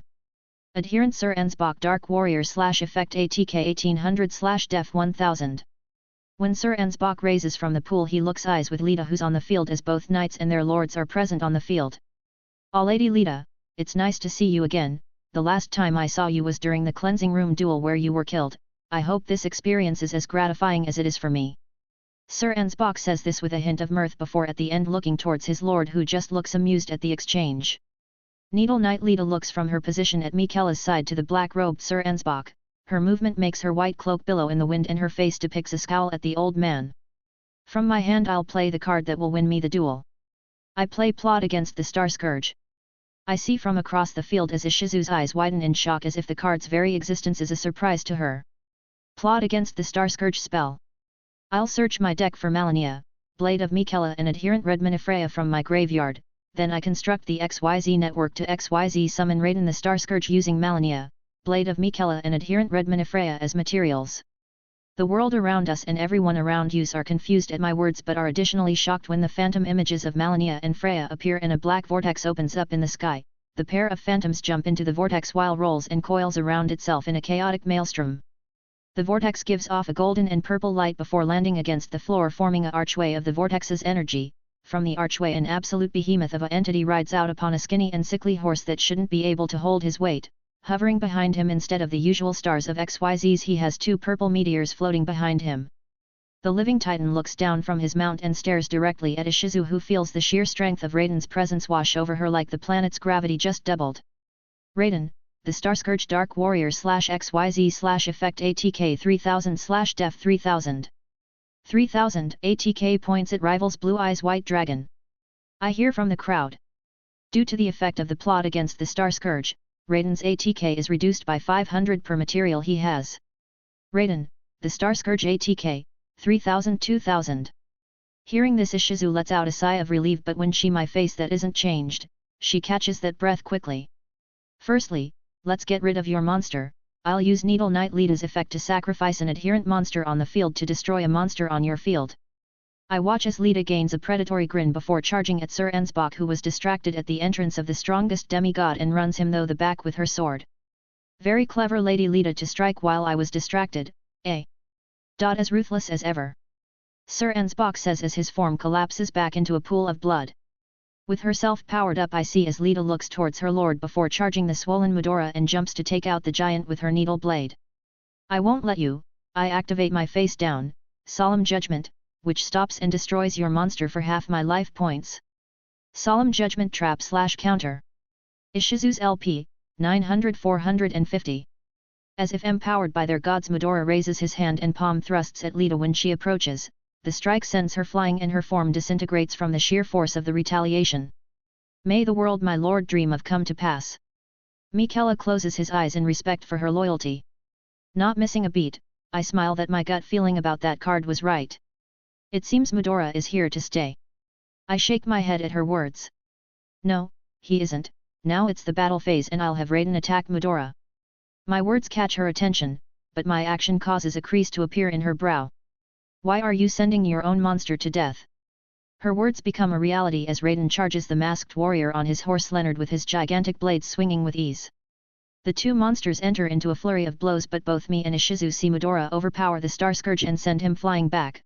Some of the debris is sent flying and hits me hard figuratively. Dro's LP, 1999 greater than 999. Well, for one, Raiden's effect only activates when he would lose a battle.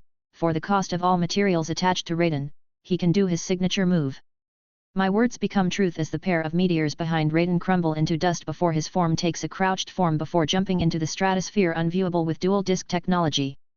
Raiden use meteoric entry. This will destroy all monsters on your side of the field. As I say this, everyone around us can see a streak of red and gold appear using the illusion technology to simulate him appearing from a faraway distance. The literal meteor strike of the attack lands directly on Medora, destroying its form, leaving her field completely empty. Standing up from the impact completely fine, Raiden readies his blades and raises them to the sky. Also, as an additional note, since Raiden no longer has any materials attached to him, his ATK returns to normal. Moog end this duel. Raiden, the Star Scourge ATK 2000-3000. Moog smiles once more since Raiden stole the show, but with a strike of his sacred spear he strikes at Ishizu. Ishizu's LP, 450 0 wins. Creator's thoughts. Drogon was sick, so here, big chapter. Comment. 10 comment. Vote. Chapter 13, channeling my inner Miquella.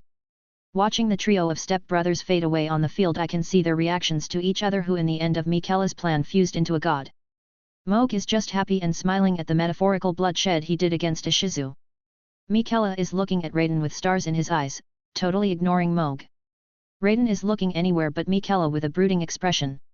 It reminds me of another trio, but as they fade away, I focus upon the seer who I just defeated. Walking up to her, I see as she's dumbfounded at her loss. How? I saw every interpretation of this duel and I would win with how I dueled. I smile in front of her. Yeah, fate and Raiden go together like a cats and dogs. It kind of happens when with just his strength alone he held the fate of his sister back from fruition while being mentally and physically crippled by a goddess's poison. My words cause Ishizu to look at me in rage. You have the command of someone who can defy fate's hand. I should have known when your future appears like a patchwork quilt instead of a tapestry. I just thought it was due to power being in the hands of a temperamental man-child. Her words make me feel like an arrow just struck me right in the heart. Well, I won't comment on how you gave Obelisk to the world's biggest temperamental man-child, but regardless, we had a deal. Stop trying to kill me and give me a crystal map card. Still with rage, she glares at me and says a single word. No. My words are caught in my mouth at the audacity of this woman. Rubbing the bridge of my nose, I say. But with my mind I ask Miquella to appear and form a charm barrier so we're not interrupted. Once the barrier is up, I look at her with contempt. Well, that's very unfair of you, my dear, since I can guess you can use your necklace to see the future and see what my reaction would have been if I lost the duel. With my words she scowls before closing her eyes for a moment before gasping for shock. Now I'm guessing you're seeing that I was fully willing to follow the duel's wager, giving up Godric's great rune. Want to know why? I say while looking at the shocked woman. I realized when Moog hit you we weren't in a normal duel anymore. Due to your necklace and my spiritual density it forced the duel to become a shadow game where the bets must be fulfilled or I can do something much worse to you, and I'm now going to assume you are using your necklace to view what I'll do to you. Her eyes become more and more soulless as she sees all the things I could do to her in this state. Please don't. Too bad you forfeited your chance when you didn't agree to what we bet. As payment I have a plan for you to pay. Miquella, can you come out here again? Also you might need to bring Raiden. He can bring Leonard. I like Leonard for emotional support for this. I see as Miquella manifests in his spirit form next to me as well as feeling the spiritual strength of Raiden hover behind me. Using the mental connection I relay my plan to the pair. No, don't. If you do this how will I help the pharaoh fulfill his destiny? Luckily you're not really necessary for that, but regardless it doesn't matter since I'm not going to do anything too bad, if you think about it. I place my hand against her chin and force her to look at me in the eyes. Channeling my inner kata I use Miquella's charming effect to charm Ishizu. The effect is immediate as Ishizu loses most of the hostility she has towards me, but I'm not finished yet. Using the Great Rune of Godric and the Great Rune of the Unborn I delve into her mind and remove all memories she has about me from her mind. While I do this Miquella is examining the Millennium Necklace she's wearing and using his knowledge as the best magical crafter in the lands between besides Marika he gains access to it. Nodding to his brother who just huffs in annoyance he channels his magic and raw power into the necklace to make it so the necklace can no longer be used to track me or peer at my fate directly like how Ishizu did in the duel. While within her mind I notice something, she was planning to enter the finals for the tournament. She even has 2 crystal cards already, making it so she's fulfilling the bet. Due to the rules of the tournament I take one of her crystal cards, and since I'm collecting good cards for the anti-rule I take her solemn judgment before making it so she doesn't remember having that card or collecting the crystal map card she had I took. I look at the step-brothers and they nod to me signaling that the process is done. I get her to give me the borrowed dual disc. I return it to the random before walking away. Once I'm very far away and out of her line of sight I break the charm on her, returning her to her faculties, now no longer pointing her Yandere energy my way. Just going to say getting her off my back for a while makes me feel better. I continue down the street away from her looking for my next challenge, but my thoughts are cut short by the sound of one ravenous beast. A.K.A my stomach. While walking I look around for a cafe or something on the corner of a road junction, a quaint cafe. Chapter 14 The Full Picture. Sitting down at the cafe I can feel the gazes of the entities within my soul. Sensing that they want to talk I will to summon them out of my soul so we could talk. I ask Miquella to create another perception barrier. Taking a sip from a cup of coffee and a bite of the sandwich in front of me I look up from my sightline to see one of the most cutest scenes I didn't expect to see occur. In the middle of the table is the full assortment of the demigod family in chibi form, equal in size to around the size of Ronnie's doll but still in their normal appearance. Each person who had a great rune is there just in a smaller form in illusionary chairs sitting in an arch facing towards me. From left to right it's Lunar Princess Ronnie, who is depicted in her Snow Witch outfit and semi-ghost-like face. Praetor Rykard, who looks like a red-haired Godfrey in amber-colored robes. Behind him I can see a dark ribbed cape that actually has part of the Elden Ring symbol visible from where it was ribbed. General Raiden, sitting not on a throne but on the table surface due to his size, but under his arm Leonard is visible being cradled by the mightiest of the demigods. Next would be the twins Miquella and Melania, their thrones close together as they can be, and it's visible that Melania is ready for combat since due to who is next to her throne. Moog sits on his seat as if it's the first time he's sat on something that could both support him and isn't painful to sit on. He waits and watches. He's done that for a long time and he's one patient being. Next to Moog is his omen brother Morgott, and ever the sourpuss he face depicts he is not happy at all. Was he ever happy? I'll never know. Lastly I would have expected Godric the Golden with his many arms and legs to make an appearance as if a creepy spider on the tabletop to claim a throne, but instead it's being occupied by what seems to be a black-haired mermaid which is creeping the lot out. Sipping my coffee again I look at the last member and make an assumption. The appearance of the Black Mermaid actually keeps the demigods quiet since they don't know the entity, but I do. You can stop playing dead Godwin, also aren't you missing some people? My words cause the collection to go wide-eye, especially the twin-faced princess. The mermaid, which was as stiff as a corpse, flops to the side and lets out a creepy laugh before speaking with a voice that sounds like they're drowning at the same time. You knew, though none would recognize this form. Eyeing the first demigod as I munch on the sandwich before shrugging lightly. Well, I've seen your corpse and it's a mermaid for some reason, so I connected the dots. Godwin just nods understanding. Miquella is the first to regain from the shock, he even stands up and charges his brother for a hug. Once hugging him he speaks. Brother, is it really you brother, though you died during the night of the black knives. The mention of the night causes two of the demigods to flinch, but quickly they all start to talk to their long-dead brother/step-brother. Finishing the rest of my food as they talk, I speak when my mouth is empty and stomach full. I could answer Miquella's question about the Black Knife Night for you since I'm guessing only me and one other person knows the full story, but it would be wiser if it was left off the table. I get the feeling from Ronnie that if she could sweat she would be sweating heavily right now. If you're not gonna tell us, why did you summon us here? I see Rykard say from his seat in a calculative pose with his fingers interlaced to form an arch. Sipping my coffee is just smile. Well, I'm not opposed to telling you lot since it's history, but I have other more important reasons. First of all is to introduce your family who have been branded as heretics to you, who I think you don't really got to meet since we can all agree Marika is not the best mother/father. My words cause confusion in all the demigods, but their attention is grabbed when a pair of thrones appear at the ends of the Arch of Thrones. Sitting in one next to Godwin is the lanky form of Mesmer wielding his spear and accompanied by his pair of snakes in red flowing robes. Next to Ronnie is someone only probably Ronnie and Morgott would recognize, Melina.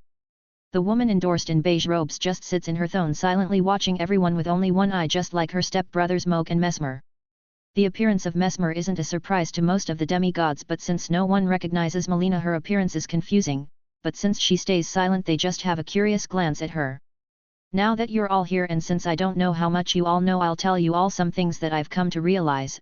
First of all, I killed each of you besides 3 of you, mainly because both of them were already dead and one sacrificed themselves for the next age, but regardless, I need everyone on board while in this world, since I know if you're left to your own devices it would create a shattering scenario in my soul.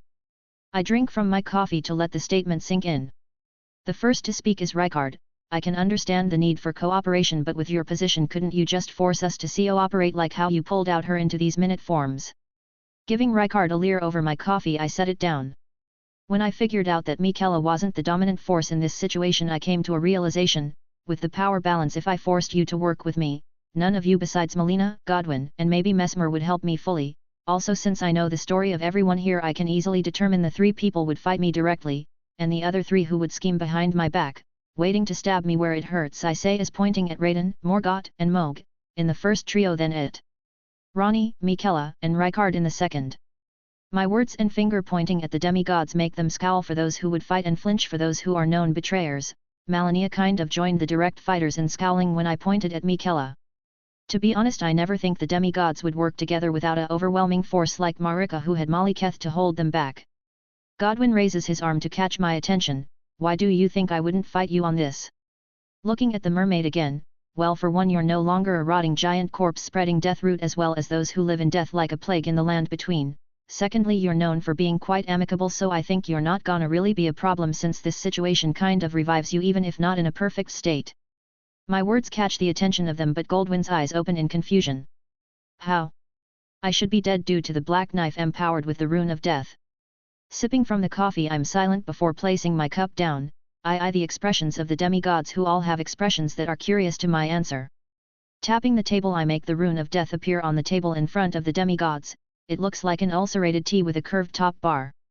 You were killed with a weapon empowered with a fragment of the rune of death, not the rune of death directly. It killed your soul but not your body. That's why undeath became a thing, since undeath in the lands between was just death of the soul but the body was still alive. My word make the demigods seems to come to a realization with this. Since I have access to the rune of the unborn powered up by Morgott's, Godric's, and Miquella's rune, it allows me to reconstitute your soul using your semi-living body as the framework. Ergo fixed soul but unfixable body due to its twisted form from undeath. The statement that the great runes just have the power to revive the semi-dead if needed causes some of the demigods to eyes widen in shock. By looking at them I come to a confusing and annoying realization. You lot really didn't understand the power of the great runes you each had, did you? I let those words out, but it causes the shard bearers to act confused by what I meant. Hell, that explains why you let Godric have the second most powerful rune. It didn't appear powerful in comparison to the others, but it only works when in tandem with another rune. My words cause some of the shard bearers to shrink back in their thrones. Too bad I'm here to let out my frustrations at being stuck in this situation. Pinching the bridge of my nose, I exhale before going on a rant. I think the only ones who actually used their great rune effectively were the twins, even though one was discarded and destroyed while the other was corrupted by a outer god. To be honest, Godric was better than most of you at using it, but I will say Moog was on par with Godric, but I'm not sure if it was intentional or not. The mention of the twins doesn't surprise them, but when I said the weakest demigod was better than them at using their great runes, it causes most of them to raise from their thrones in rage. Pointing left to right, I start by pointing to Rykard.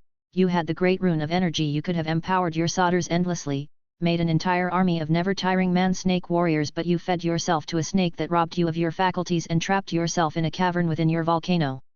Next to Raiden, your great rune of mass made you one of the hardest demigod to fight and kill. It took Malenia using her great rune to just make you weak enough for others later to end the job. You could have taken Lindell by yourself, since only Morgott, Rykard, and Godric cared about it, and none of them could have stopped you since none of them were strong enough or used their rune effective enough to stop you. I skipped the twins before pointing at Morgott. Your great rune of vitality could have made you into a vampire and become essentially unkillable, but you became the Lands Between's version of a Phantom Avenger when you could have easily become the Elden Lord by getting Godric's rune and kidnapping a living maiden to burn the branches to gain access. Before you say something about it being sacrilege, just know the Erd tree grows back fine afterwards. Pointing lastly at Moog. I'm not sure about you, Moog, since I can only guess what your rune represented before it was corrupted by the Formless Mother. My though process makes me think it means it's the soul rune, with its corruption allowing the possibility of invasions using the soul to occur in the Lands Between. That's why I'm not sure if it's intentional, since that also made it possible to assist others using their soul in positive summoning events. I come to this conclusion with Moog and the soul rune, since it's the only one of the last 6 runes which could possibly be applied outside of the mind rune going to Miquella, the life rune of Malenia, and the great rune of magnetism for Godric. My declarations about how they could have won or at least improved their position on the board causes the demigods to grumble in indignation. Again Godwyn speaks out again. You said 6 runes were left, but you detailed 4 of them. What were the last 2? I'm curious. Hearing Goldwyn's good question, I make the Elden Ring appear in front of the array of demigods. I wave my hand, it segments to reveal the 11 runes which form the Elden Ring. Each of the demigods eye their own rune. Well, the 2 great runes left were the time and space runes. Time and space were still with Marika while she was trapped within the Erd tree. I point to the time rune, which looks like the inverse of Rune of Death with its arch and line going upwards, its placement being at the bottom of the Elden Ring at the base. The space rune looks like a lattice of faded golden lines which hides itself behind the rune, acting as its background. If any of you lot got those 2 in their entirety, you would have won the shattering immediately, since it's kind of impossible to defeat someone who can control time or space, but they were the core part of the Elden Ring, which makes it so they were the parts to break first. That's why those concepts were warped in the Lands Between. My words cause some of the faces of the demigods to whiten at my deduction and statement of their failures. To be honest, it's nice to do this, since some of their actions are idiotic when they had so much power. Anyway, when Miquella told me I have everything in the Lands Between and Shadowlands within my soul, I had a stray though at the time about the Elden Ring, but didn't think much about it at the time. But the longer me and Miquella interacted, I realized something. He's able to latch onto me, since I'm not just representing the Tarnished, I'm acting as his Elden Beast. My words make some of the demigods become confused at that. Only Miquella and Mesmer understand the weight of the statement, since the knowledge of the Elden Beast was a secret of Marika closely related to the Gate of Divinity in Anir Ilim. To those who don't understand, the Elden Beast is the living embodiment of the Elden Ring and is essentially the last entity the Tarnished needed to defeat before becoming Elden Lord. And to those who still don't realize, Miquella is now equal in role to the Greater Will, meaning he can only channel his power through me while he's here, since the 2 fingers aren't a thing here. I take one last sip of my coffee as I finish it, and let my rant pitter out. Since I'm now out of coffee, I'll get to the point. I have plans, and if you work with me till the end, we won't have problems and you'll be rewarded. Rykard, ever the serpent, says, what do we gain from helping you? It's not like we would work for little gain. Looking at Rykard, while using what I know about this world and the strength I feel from the Elden Ring, within the shadow realm of this world I could make lands for you to do with as you wish. Pointing at Ronnie and Rykard, a land covered in a veiled in night, which is free of the outer will and where I won't interfere with unless it's to fix a catastrophic problem like the realm cracking. Pointing at Raiden, a land of endless conflict and mystery and war to prove yourself. Pointing next at Miquella and Malenia, a kind kingdom for those who suffered persecution. Pointing at the Omen twins, a land bathed in rays of gold and a realm of blood and darkness no longer shackled to the whims of some unloving entity.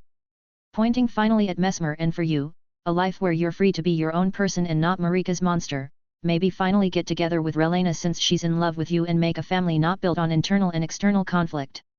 Mesmer seems to blush at those words, but he quirks his brow at my choice of words, internal and external conflict. Quirking my own eyebrow, I look at him. Oh, you didn't know, maybe because you were in the Shadowlands again, but in the lands between Marika essentially had a gender identity crisis and was also Radagon, making them the same person. This makes the human twins and Melina children of self-incest. It's the main reason why they're cursed to various degrees. To be honest, I'm not sure if you're in that group or not with the abyssal serpent in you, since I don't know when Godfrey/Horalu comes into the picture.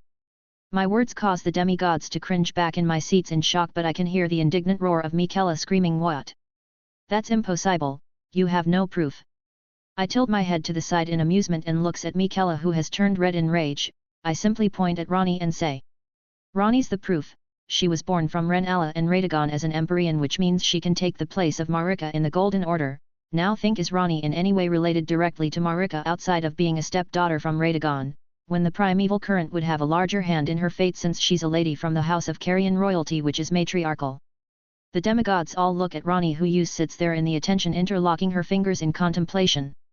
Being a stepdaughter of Marika doesn't make her of Marika's blood technically, so how could her fate be overridden by the Golden Order's will, when she already has a fate with the stars and her dark moon? Simple, if Radagon is Marika in a different form, the direct blood connection would change her fate.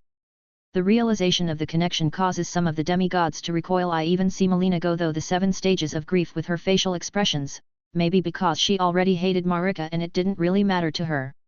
Raiden pipes up, "Wait, dear sister, why are you in that form?" I was confused for a while, but the Tarnished's words kept my attention from the subject. "You look like you're in a puppet that depicts Rena the Snow Witch." Looking at Ranni, who actually flinches even though her body doesn't have nerves, I see her face turn to me and quickly shake her head to not tell them. I could tell you why, but it's a major secret of Ranni and would be counterproductive to my plan of you lot working together, but I'm a fair person, so we can put it up for a vote. Right hand for me telling, left for not. I raise a hand against telling. Ranni, Rykard, and surprisingly Raiden raise their hands against, but the rest of the demigods do so, since I feel everyone is curious about the subject. Well, it seems most of you are nosy people, but it's fine, I'll just say one line since it'll explain everything. Ranni, with help from Rykard, planned and executed a plan to kill a full demigod, and they succeeded. The silence is total as the shoe drops. Morgott stands up in rage. "They plotted the Night of the Black Knives." He goes to lunge at the pair with his cane, but with a quick hand, and since I was expecting it, I catch his cane mid-swing with my hand.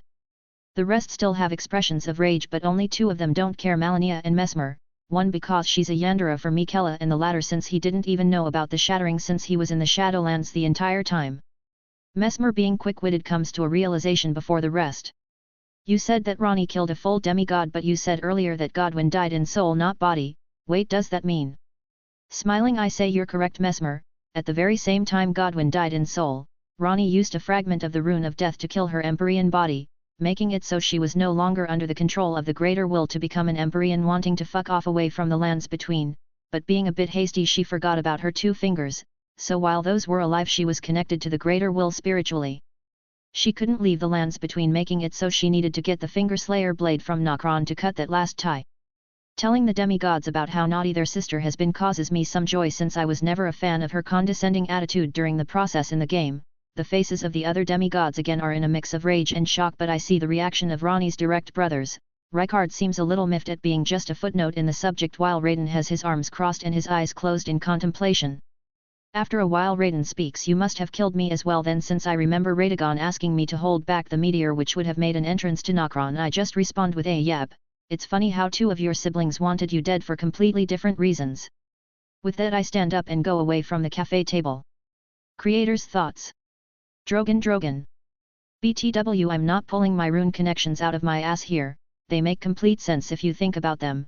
The Elden Ring was essentially the blueprint for the world, so the runes had to have a concept behind them. Mind, Miquella. Body, Morgott. Soul, Moke. Energy, Rykard. Mass, Raiden. Life, Malenia. Death, Maliketh. Magnetism/electricity, Godric. Reincarnation, Unborn Rune. I feel Ranni would have focus/mana since magic exists there and not here. Lastly, the only concepts that are left which would have been left with Radagon and Marika would be space and time. Space to Radagon since he can teleport at will in his fight, and time for Marika since even after many years from being punished by the greater will she's still alive when we come. Chapter 15. Let's see if this works. Exiting the cafe without paying like a bala, I pick a random directionally away from where I came from and start walking. With my luck I find the road ahead is blocked due to just a ton of duels blocking all forms of foot traffic. I could try and wait for them to finish, but I watch as they're all playing like snails coated in molasses, screaming their heads off while unga bunga beat sticking each other for little to no advantage. Since I see no reason to wait, I find an dark and foreboding alleyway and think I'll just go around them.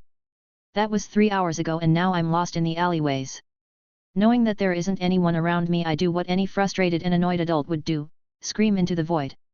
Fuck this shit, fuck these maze-like alleyways, fuck you, fuck your cow. Fuck this shit, I'm using magic to fix this. Do you know how hard it is to navigate a metropolitan city with no map or idea about its layout? Sighing at my idiotic for taking 3 hours to try this. I channel Miquella's mind rune and the space rune to say fuck normal sight, give me a top-down view to get me out of here. The new view gives me a new perspective on the problem and vertigo, very severe vertigo. Luck I don't have a fear of heights. Seeing the layout of the alleyways makes it easier, but I still hate the maze. It's so prolific that I swear just this section of city is a mile square of just alleyways with no main roads. It's make no sense for a modern city to have something like this. I do find a section of the alleyways bustling with life, but it also seems to be on fire, so I'll avoid that. Though the maze that I progress though, my new perspective catches something. I'm being followed. I don't recognize them, but they're wearing a black robe, so I have to guess they're a relic hunter. Fuck. But coming up with a plan, I have an idea. Since it seems they're coming for me, I'll set up an ambush. This new perspective is super useful, as in one of alleyways I find what seems to be a small patch of green hidden behind all the buildings.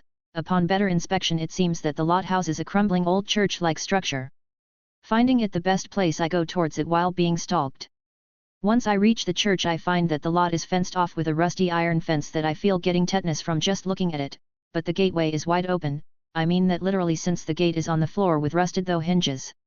I lightly sidestep the gate and approach the church while also retrieving my normal line of sight. Doing this, I see a sign on the lawn nearly invisible from above saying the church is a World Heritage Site, but my eyes also find the litter and trash around as well as the graffiti on the church walls. Shrugging, I just walk in and make my way to the altar, which is actually illuminated by a ray of sunlight though a cracked stained glass window. Once there, I turn around and look at the entrance where I can sense the hunter. You can come out now. I promise to not harm you unless needed. My words make a figure flinch in the shadows and out walks the figure in robes. With a flare of drama, the figure removes their hood to reveal a blue-eyed goth chick with enough metal jewelry on her face to set off a metal detector. To be honest, I was expecting some creepy dude, but she's around the 7 mark. Recollecting myself, I continue to speak. Why don't you step into the light and greet me properly, miss, since if I recall, stalking someone is quite rude. She gets closer and reaches the edge of the light. This makes her more visible before speaking. There's no need to give my name, but you can refer to me as G. My master is very interested in you. I simply smile nonchalantly at her and say, well, that's a given when I'm such an interesting person, but it depends on what make him interested in me. I start flexing my arms, which have little to no muscles on them, before continuing. Is it my rugged good looks, my unsurpassed intellectual, my unmatched skill at the children card game that underpins the economy, or maybe that my spiritual density could crush him like a fly if he tried and found out? My full speech just catches her stunned. I just smirk. Since you didn't share your full name, you can call me Dro. Regaining her position, she just sighs before speaking. My master want you to join the relic hunters, but with your words I assume you're not going to. Yup, I respond with a smirk. This is stupid, but I can give you my Kaiba tournament card if you just make a deal to not interfere with my boss's plans. Hearing the deal, I was momentarily stunned at the shrewdness of the rare hunter, but knowing it's more than likely I would have to break that deal, and with Millennium items involved, deals are binding, like with what I did with Ishizu. Sorry, but no deal. I have a rule to not fuck myself over later down the line. I broke that rule once and still have the 3 very long scars from it, figuratively. Again, G seems dejected, and with a voice full of exasperation she says, this situation is so stupid. How so? She looks at me and I see in her eyes desperation. My boss has gone full off the deep end and thinks if he can't recruit you, I could beat you and make you submit. He didn't feel the sheer creepiness of your winged monster or the intimidation your armored titan produced on the field against Ishizu. I completely understand, those two don't practice the art of subtlety. Also, let me guess, your organization has a no failure alive policy. She just nods. Thought as much. Just to tell you something, if your boss is as paranoid as I guess he is, he would have possessed you by now, but funnily enough he can't get close since when we entered the church I made a perspective barrier down. It seems he can't find you to puppet. My words cause the woman to collapse the ground and start bawling her eyes out in relief. I just stand there and let her collect herself. Once she's back up I can see her expression is better. She says simply 2 words, "Fuck Merrick." Yup, fuck him. It's stupid how this whole scenario is because he has daddy issues and a sense of entitlement that could be compared to a toddler, wanting a toy they aren't meant to touch. My words cause a weary smile to graze her lips. Is that it? Really? It's just that he's a brat. She gains traction and energy with every word. He turned my brother into a puppet and has brainwashed most of us into his minions because he's a brat. Her words stop for a second as she realizes something. Wait, I remember the brainwashing.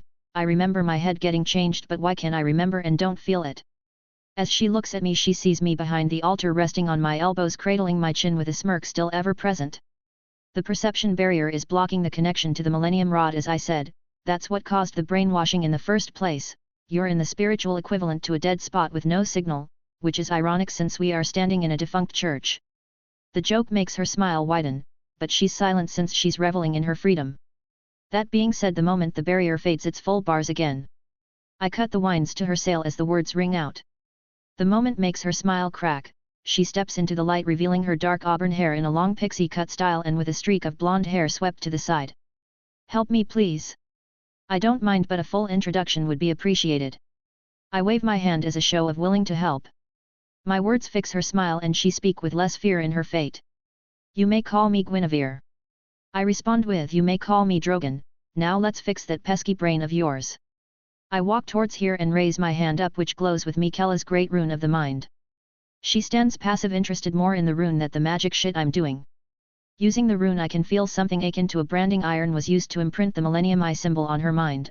I use the great rune to just remove the brand, but it's not a simple process and this is essentially magical brain surgery. To make it simple, I fuck up the surgery. Outside I can hear Guinevere screaming bloody murder while I was doing the process. Once I'm done I can see the damage I caused her. It's not too bad if you think about it. She gets up quickly since my fuck up was mainly just pain, not anything physical. Spiritually though it's questionable, since when she looks at me she can now see the imposing spiritual figures of the demigods standing around the room, with Miquella standing next to me yelling in my ear for the last few minuets I was doing the surgery. I just ignore the demigod and smile at Guinevere. "Well, it seems you can now see dual spirits, dear. Congrats." Chapter 16. Wait, I can do that? Hearing my words the eyes of Guinevere seem to dilate from the info drop. "You bore like narcoleptic Nimrod, you could have caused permanent brain damage when you use my rune like a sledgehammer instead of like a dagger like I do." I turn my face to the raging demigod. "It's not a could have situation when it's already happened. She can now see you all, and you're not presenting a good first impression to her." That causes the demigod to pause, then look at her before turning back to me still raging. "Isn't that just a uncommon trait in this world, being able to see the spiritual forms of us? It's not the worst thing, but you could have crippled her mentally, you dunce." "Yeah, but the thing is, it's a from birth kind of situation, not something you can just give someone even by accident." He just gives me the most blandest of looks as if he's done with my whole existence. "You have the blueprints and resources of the lands between in your soul. Fixing some astigmatism is low on your total power threshold." I just shrug and I watch as he goes to his sister, who seems to be sharpening her blade with a whetstone, and he simply starts fuming in the corner. It's kind of cute since he's so small in comparison to the tall Malenia. "Don't mind him, he's just a perfectionist. How's the new site treating you?" Seemingly catching her bearings from being addressed, "Who are they and why can't I see them?" I go back to the altar and stand behind it like I'm about to preach the gospel. "None of your concern, and because it's a perk from me breaking the Millennium Rod's connection." Hearing the job was done and she's free, she regains all her energy and seems like a hyperactive teenager, even though she's obviously goth. Meh, she's happy. It's not like people are watching her break her goth facade. "Well, Guinevere, you're free, so for the price of the spiritual lobotomy I'll take your crystal map card now." "Yes, steep price, I know, at least it's cheaper than American healthcare." At the mention of the price she flinches. I'm confused at why she flinches, so I ask why. "Merrick and my brother's puppet-like body is still in the tournament. I need to pay him back and retrieve my brother." I smile before looking up. It might be a tad bit late for the latter. Following my line of sight, she sees though a hole in the ceiling of the defunct church, the end part of the tail of a gigantic red serpent flying in and out of the clouds. Her reaction is to just gape at the size of the serpent. "That would be Slifer the Sky Dragon. The reason your brother needed to be a puppet is because in his infinite stupidity, Merrick gave a god card to your puppet brother and used him against the pharaoh who can't lose a duel due to a magical cheater box that manifests required cards out of thin air. At the mention of a god card, most of the demigods turn from what they were doing, since it seems a more important subject than just milling about. When they see where we're looking, they see Slifer. That's Slifer, and when it's played, it's huge. My reaction when I saw it in the anime was the same, but since I've seen it before, so I'm not as affected. Just since I want to know his reaction, I look at Rykard and yup, he's drooling. Note to future self, keep Mesmer and Rykard away from each other when possible. The other demigods react as well, but in their own way. Raiden, Malenia, and Moog seem to want to fight it. Mesmer, Miquella, and Melina are mesmerized. Lastly, Morgott, Ronnie, and Godwin are unimpressed, when he regains his scruples. Why did you call that serpent a god? A god is meant to lead others, but the dragon above us is just a massive amount of spiritual energy but without a seed of reason within it. Instinct maybe, but not reason. I smirk at Miquella. Well, it's because the Egyptian god cards were made and used as weapons, and weapons don't need to have any reservations when they're slaughtering armies and innocents alike. That catches the attention of the more war-savvy members of the demigods, but Raiden grumbles a simplification of the god card as the other gods not it, a spiritual siege engine. Guinevere gets a hold of herself and asks, "What do you mean innocence?" I tilt my head in amusement. Well, they're called the Egyptian god cards for a reason. They're like the second most bloody ancient society besides the Aztecs. Also, I remember that it's a fact that the Millennium items were forged in the blood of an entire slaughtered Egyptian village, man, woman, child, or elder with no distinction. The comments of butchery of innocence make some of the demigods turn away from the subject, but when I say it, I make sure to catch Mesmer's reaction, and expectant of the wanton butcher, he's passive to it. That's mainly why half of the Millennium items are literally cursed to make their user go crazy. Guess which side of that coin Merrick's Millennium Rod lands? Guinevere and Miquella say the same answer at the same time. Cursed. Cursed. Yup, to be honest, the power of mind control is something that is easily exploited, so it's prime ground for the abuse that it's prone to being latched onto by desert ticks, but the curse isn't as flattering as the desert tick holding the rod, causing the desert tick to become a giant dick.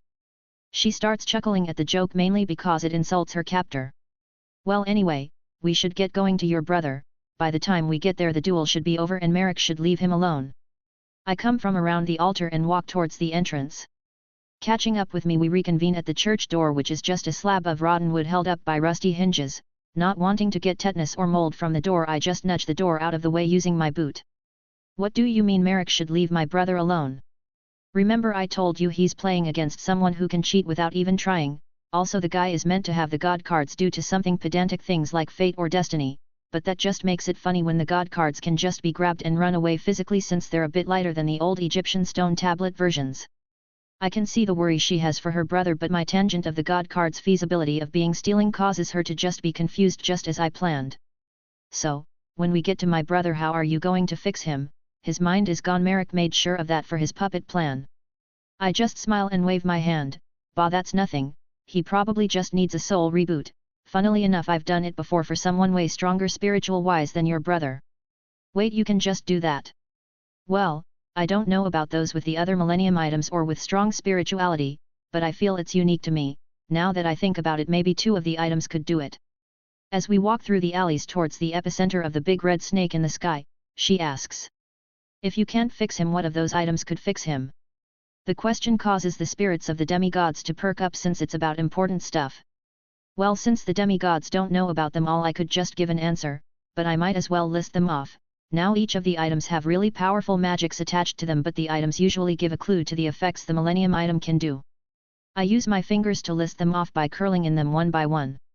Let's start with the ones not cursed by the innocent villagers. The first one is the Millennium Scale, which is one of the pair I said could possibly cure your brother, but I feel it would require something of equal value to compensate, since it's a pair of scales. It also works as a universal determination machine which can value anything. Second of the good ones is the Millennium Necklace or Tiara. Its power is connected to the mind and allows the wearer to perceive the past or future using the third eye, which is the center focus of the item. It also protects its wearer from the effects of the other Millennium items. The last of the not cursed Millennium items is the Millennium Key. This is essentially a universal key to anything. It can lock or unlock anything, even minds, souls, or simply doors. But it also can mess with concepts, so you could even lock yourself out of death's embrace, like how the current user is using it for. By the way, the same guy has both the key and the scale and is from ancient Egypt. She cuts in here. Wouldn't that make him like 5,000 years old or something? Yup, now let's get to the cursed shit. First is the rod. A rod is used to direct or punish, so its magic is mind control and spiritual pain attacks. Simple, but it's cursed to make its user more power hungry the more they use it. Second is the Millennium Eye. X-ray hacks and mind reading, but it's cursed to make you become obsessed with your heart's most ardent desire to the detriment of everything else. The last fully cursed Millennium item is the Millennium Ring. It essentially a magical compass that points to whatever you want and can be used to contain souls, like the superstitions with demons and salt circles. The only problem is that the ring is already cursed, containing a demon that likes to possess its user. It also makes it so the user can't get rid of the ring. These items all seem very powerful, but you only said 6 of them and didn't mention this cheater box you talk about. The last Millennium item is the most unorthodox of the set. The Millennium Puzzle acts as the ultimate puzzle that, once completed, allows the user to become the master of all games and puzzles, giving the right to control the Egyptian god cards with no downside, while also making it so an Egyptian pharaoh can possess you when you duel to cheat with magic that counts as reality bending. It's not cursed like the others, but it has a downside that was built into the design of the Millennium Puzzle, making it act like a body snatcher device for the pharaoh, so he can take control whenever he wants. My words kind of cause some of the demigods to react in their own ways, but Rykard Ever the analyst asks, how strong are we talking? Maybe Raiden, ignoring the G-forces of re-entering orbit level of magic power. It's not very clear, since the pharaoh also has amnesia from being trapped in the Millennium Puzzle for so many years with no stimulus, so he can't use all his magic. Guinevere pipes up, you talk about magic as if you are really familiar with it. Could someone like me learn it as well? Her words catch me for a loop as I start questioning myself, but I respond quickly, well, I'm not sure about here, but for these lot, magic comes second nature, but I think the only one which has any idea what the spiritual magic in play here could do would be either Miquella or maybe Moog. But their understanding of the subject would be middling at best. She responds with a tilt of her head, why would it just be middling? They seem very competent if they're getting your recommendation about it. I sigh and stop in my tracks. It's because they have no similar frame of reference. It's like comparing a painting frame to the frame present on a Yu-Gi-Oh card. Yes, they're both frames by the definition, but the concepts behind them is different. One's a border for segregation of information, the other is to protect a painting from damage. To express my annoyance at the subject, I spread my hands out in exasperation. Also, even I don't know the full span of their magic here and how it works with the powers within me. It's like traveling in a cave with a candle. I have no idea if what I'm doing will work or not. Hell with how bullshit my spiritual situation, I could do something impossible like making spirit-housed cards that shouldn't exist at will, since Miquella is essentially doing that for my cards. My words shock her, but her eyes and most of the demigods aren't on me for my outburst but on my right hand. Looking there, I see a small glow that fades to reveal a white Yu-Gi-Oh card. Manadium Trisupta Light Fairy / Synchro / Tuner / Effect ATK 2300 / Def 1300. Well fuck. Chapter 17, Let's mess with causality, why don't we? Holding the Synchro card in my hand to my face, it makes me pause for a second, since I don't actually recognize this card, but I can feel it containing a card spirit in it. This defiantly isn't one of their cards, I say while giving a glance to the demigods before showing it to them. Do any of you recognize this knight? The demigods each have a look at the image, but they all shake their head. This can't have come from nothing. It needs at least some sort of source, even if it's made using my messed up soul. I know I can't just randomly spit out cards without thinking. With this I come up with a great idea. Miquella checked my memory for this card before today. You know I'm not your diary, right? And what's the point, he says with a look of annoyance from my side. I mean my memories from before entering Domino City, I say in equal annoyance. The demigod eyes move in understanding before his eyes glow. Wow, your mind is really disheveled. What the fuck is that? I wish I didn't see that in the card game memories. Let's see game rules, game statistics, game 1 turn kill methods, epic game moments, game show. Why is this part of your mind so organized when compared to the rest? Found it, game card memories. Miquella's eyes glow even more intensely, probably going though all those memories really quickly like a supercomputer. Found it, and just gonna say the amount of cards is staggering. It's actually concerning. Good concerning or bad concerning? Don't know, since unless your memory is meant to hold enough information to be on par with Rhea Lucaria with just these cards alone, it's not bad concerning. Well, I'm not sure, since my situation is weird enough as is. But I'll hazard a guess with no, since the information should be connected to the demigods, not Yu-Gi-Oh! Wait, when you arrived, how long did it take for you to latch onto me? Well, counting it in time relative to this realm, around 3 hours. I was discovered in the first hour, but it was a struggle bout for the 2 hours after before the latching. I also assume that during that process you tried to hold on to anything, even if it was the fabric of the shadow realm where the gods would be in when you were dragged out of it. Marika didn't raise weak children. When I was losing it went kicking and screaming, so what if I tried to hold on for dear life? I thought if it was the end, why not spite them somehow? I place my fingers on the bridge of my nose and smile. Well, from your actions you most likely grabbed a mass of the shadow realm where all dual spirits are born and live with your exit. And since my body essentially has a world blueprint, it's allowing me to shape the shadow realm to form the cards, but since it's still part of the shadow realm, it means it's still connected, so it can only make cards it already has a template for, aka Yu-Gi-Oh cards that aren't meant to exist yet. Out of the people present, I think only Ronnie, Miquella, and Moog again for some reason understand. I even see steam rising from Guinevere's ears, maybe since I short-circuited her brain. I'll simplify it. I use magic to make unique cards, pointing to Miquella whose eyes have stopped glowing. He did something accidentally and now I can make more cards, but these are cards that would come out in the future. I get a nod from Guinevere. It's a big deal since the future has a lot of cards, many of them just game-breaking. But I would have to have a look since I can't remember them all. I smile and open my trench coat to put the card away in one of my pockets. As it would enter the pocket, an invisible force rejects me from placing it the pocket. Okay, that's strange. I go to place it just a different pocket, the same thing occurs, my brow bends in frustration. I take out Miquella's plots deck and place the synchro in it, the same force stops me from adding it to the deck. Oh, I understand, fuck. Everyone sees what I did and how it rejected the pockets and deck. Guinevere asks. What's wrong, why can't you add the card to the deck?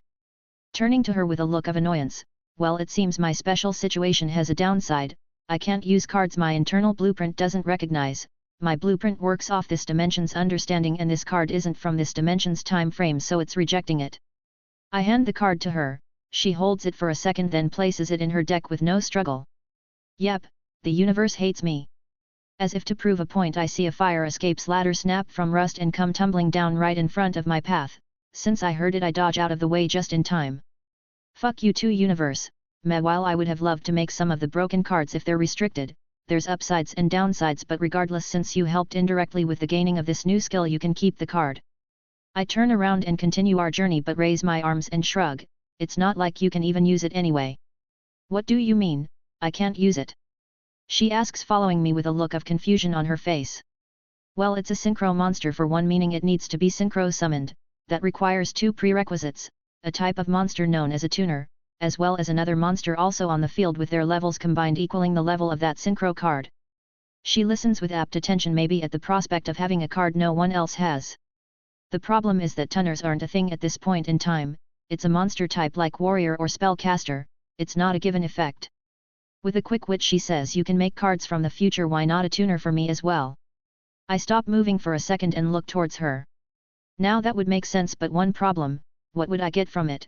I'm already giving you a favor by fixing your brother since I feel it's something that should be fixed, but giving you a card for no reason is pushing the envelope on my kindness.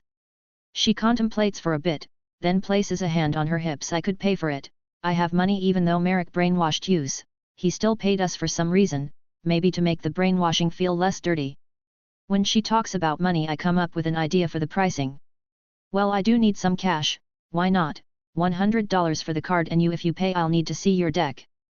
Her face scrunches at the cost, but she takes out a pair of 50s and hands them to me. She goes to retrieve her deck from her dual disc. Why do you need to see my deck anyway? It's just one card, it's not like it gonna do much. She says while handing her deck. Well, actually it does matter, since depending on the tuner, they work with some decks and some don't work at all. For instance, if you have a lot of level 3 monsters, the tuner would have to be level 3 to allow the synchro monster. I take her deck and fan though the cards. While looking though her deck, I'm surprised. She's running in Parshath deck. It's not massively optimized, but it has the key backbone for it to work, like Sanctuary in the Sky and some Nova Summoners to pull it out. Okay, I can see what card would be best for this kind of deck, but I'm surprised you would run a Parshath deck. To be honest, I was expecting something like Archfiend or maybe a Monarch deck. She nods at the Archfiend but is confused at the Monarch. My brother ran a Archfiend deck, but I prefer the Fairy Knights, partly since it throws people off. And what do you mean Monarch deck? I remember some cards known as the Monarch archetype, but they don't have a deck around them yet. Ah, their support cards must not be fully out yet. Dodging a bullet there, Hey Miquella, when I made the card, did it delay you fishing to get the Elden Ring type cards? No, not really, I'm getting closer to getting the core of 3 of them, no idea who it's connected to though. Let's pray it's not you know what. Looking up from fanning the cards, I say to Guinevere. Well anyway, if you pay 1000 in total I'll optimize the deck so it's scary for this time period. Without a question she realizes the significance of the tune-up and bites her lip in annoyance. I didn't think I would need a grand today, so why do you expect me to just be carrying that amount of dough? I continue to walk and we finally reach the roads again, and funnily enough I spot a back down the road where we're going. Well, what are the chances? Meh, it seems the universe loves you as much as it hates me. Since out of the thousands of cards I could have made by accident, I made one that's actually usable for a Parshath deck. What do you mean usable? Raising a hand and tilting the hand I say, well, it's a good card that works as a good middle tuner, and Parshath has a synchro version actually, if I remember it's around level 7 or 8, so using the synchro, you could just use it as a stepping stone for the Parshath synchro, but that's its only benefit really, since it's just a normal 2300 attack point monster otherwise. She just tilts her head in confusion, yeah, and that's great, anything above 2000 is good, but with this ability it should improve my field, right? I pause while we go towards the bank. Oh yeah, everyone from here thinks anything over 2000 attack is the good threshold. For reference, in the future the good threshold is at least having an effect that pushes forth your strategy. Stats are usually secondary concerns unless it's for the monster's field presence. I pocket collect her deck together before taking out Miquella's card from his deck. For example, you would think this card, Miquella, the kind, would be a bad card if you were looking just at his ATK of 100 and no def, but his abilities change that from bad to great. Not being able to be attacked or removed by spells means he can stay on the field without assistance, then his ability to just give me a field card even if limited in application progresses my strategy. When we reach the bank I look at her, just for reference, the price for the deck tune-up would include 2 more synchros since I can only remember 2 good fairy ones.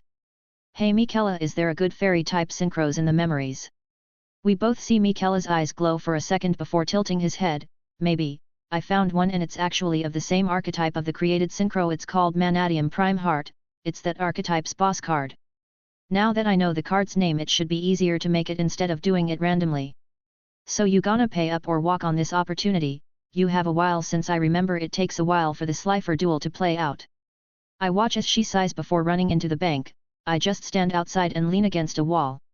I watch her walk out with a check. I shrug and take it and direct her to another alleyway towards the duel in question. Once out of sight I get her deck again and this time start dismantling it. I take out the superfluous cards and once done I start using my magic. To be honest, her deck seemed very good for the time, but if she met any deck like an Eldritch player it would have been stomped, but then again Eldritch stomps in modern day, so no difference. As the backbone of the deck I use her Nova Summoners and add some Shining Angels so she has Monster Cycle. Next I make the synchros, since without those as reference the tuners could be misaligned. Yikes, the boss is a level 10, not an easy synchro, but I read its ability. Yup, it's boss level. It also refers to another card, so I have a look at that as well and find the card and a variant of it which are both tuners. The original is meh, but the variant is better and actually is a light fairy, so I can run another powerful card due to this, so I add it to the tuner selection. The other synchros are 8 and 7 respectively, so it's a high bar. Maybe another low level synchro could help. Wait, isn't this a Sanctuary of the Sky deck? I remember one of my oldest decks in my past life and look at the agents, and within it is the latest member to be added to the archetype, Pluto. I added to the pack and now the deck has a 8 to 5 spread of synchros, 5 in total. When I create the synchro cards again the glowing effect occurs, but when I create Pluto's card I feel something different from when I was making the others. I feel the card's spirit actually inhabit it. Well damn, it seems at least a part of the universe likes her, but when I go to create the next card I learn something. I can't feel the connection with the blueprint of Pluto anymore. This means I can't make another Pluto. Now with the synchros present I add the tuners. Again, not a lot of light fairy tuners, but I find some, but I hit a snag. It would be hard to get Pluto out, but the others would be easier. I reorient the deck and find a pair of cards that make the deck way better for the summoning of the synchros. Again, while making the cards I feel the same feeling as before, as I can tell a card spirit has latched onto one of the cards. This time it's a tuner known as Diviner of the Herald. From the motif I think it's from the Herald deck. Moving on to the last section I make the normal cards, aka the spell, traps, and monsters. With the setup of the deck it allows me to add some very unique cards. First, in the spell part I add the Valhalla, Hall of the Fallen and Solidarity, which are both great continuous spells. I also add the Parshath's version of Sanctuary in the Sky. For traps I found a trap that works great for the deck so I added it, but its niche requirements is tricky. Majorly for note is the non-tuner monsters. I'm able to make them and I finish with a specific card since I restricted some of my card choice because of this card. Having 3 card spirits appear make me think I can actually either invite them or force them to appear at the cost of making more. With this I channel some energy from my spirit and with it comes a result. The last card of the deck appears and it has a card spirit, it's Eva. I separate the cards with dual spirits from the lot and show them to Guinevere, who looks confused as I showed them to her, and I smile. She's even more confused when a small little green alien on her shoulder pokes her chin. It causes her to turn to look at it, and behind her are 3 entities. The first is a knight in shining armor with floral patterns, the next looks like a priestess with rainbow wings made of light, and standing behind the pair of ladies is a very tall and lanky androgynous figure with grey skin and purple hair. His very figure radiates death, but you can tell he controls it deeply. Eva Light Fairy /Effect ATK 500/Def 200. Diviner of the Herald Light Fairy /Tuner /Effect ATK 500/Def 300. Manadium Trisupta Light Fairy /Synchro /Tuner /Effect ATK 2300/Def 1300. The Executor of the Underworld, Pluto Dark Fairy /Synchro /Tuner /Effect ATK 2300/Def 0. Well, I'm done and you can say hello to some card spirits who decided to join you, it seems.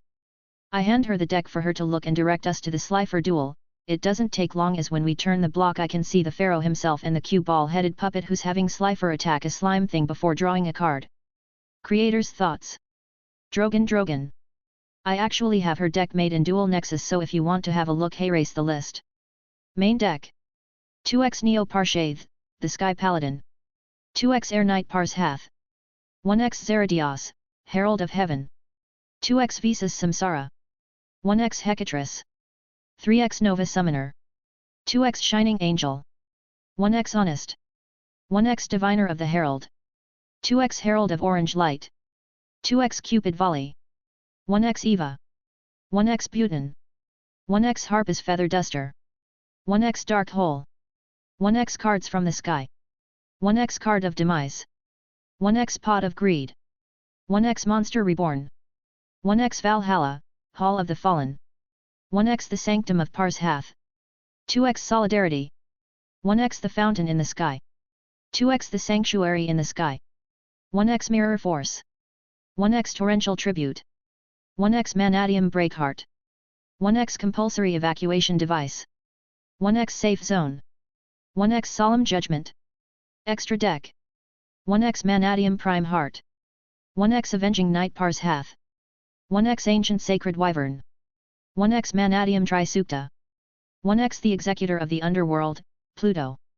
1x Cupid Pitch. Chapter 18 The Pharaoh, CEO, Manchild, and Mokuba. I just watch the constant bombardment of Slifer to mill its owner's deck with a smirk at the infinite loop in play. Guinevere is still gaping at the deck and how much better it is from her own, but for me it's like turning a 5/10 into a 8/10. It could be improved, but why should I put in the effort? I could get the deck scary for the era by just adding 2 cards, but even I don't want the Herald of Ultimateness just get pulled out like it's nothing upon this meta.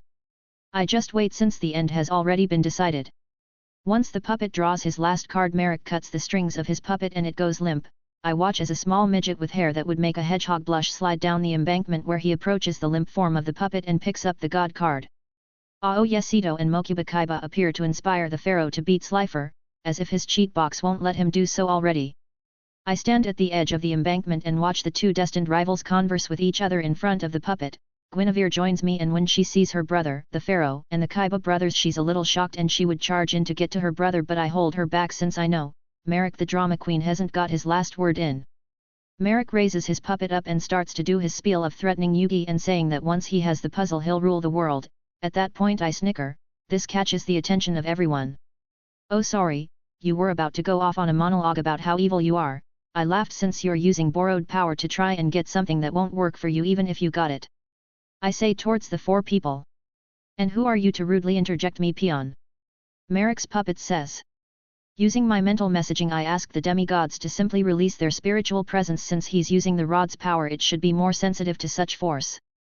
Behind me appear the demigods apparent to Merrick, and Yami also reacts as he can feel something but it's not clear, but there's a wave of intimidation that washes over the 4.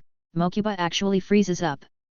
Someone with actual power, obviously, but anyway go on and threaten the starfish-haired compatriot all you want, I won't stop you.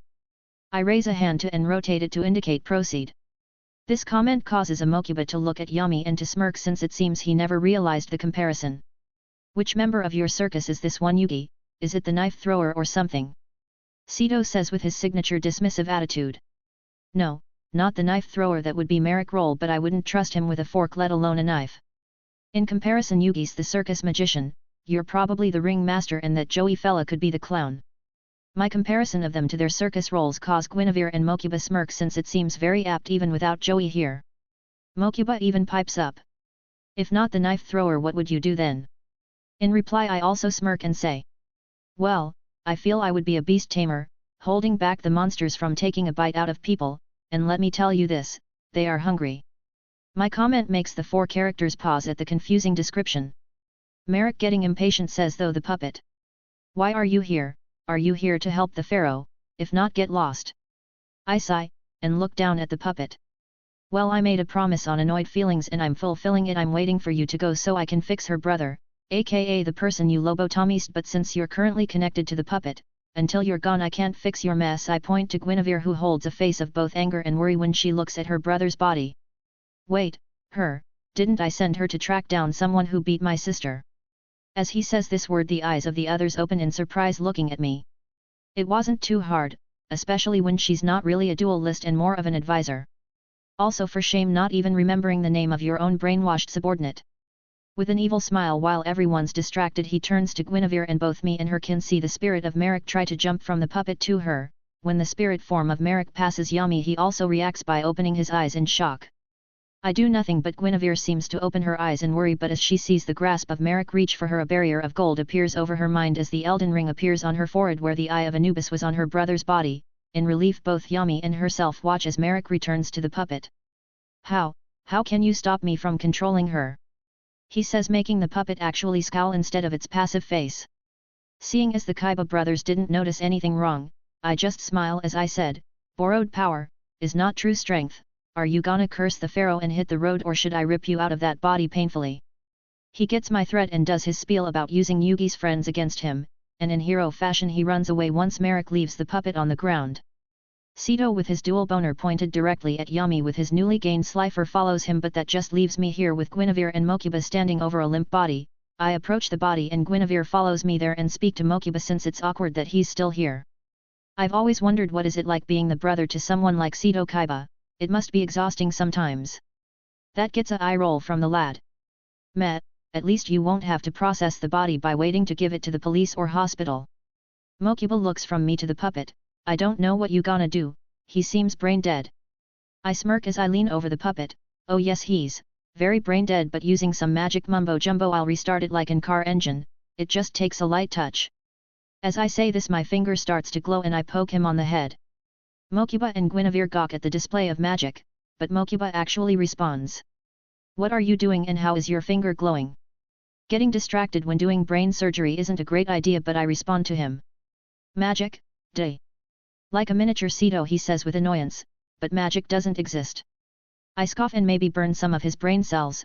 Meh, it doesn't matter. Well, it does exist. It's how Merrick and Ishizu do their stuff, but I could give you a very detailed explanation on how, but I know if I told you the details, you then would tell your brother Sito, who would in turn go and mess with the magic, possibly going crazy by messing with stuff he shouldn't touch. In the anger and annoyance that only a preteen can have, he yells.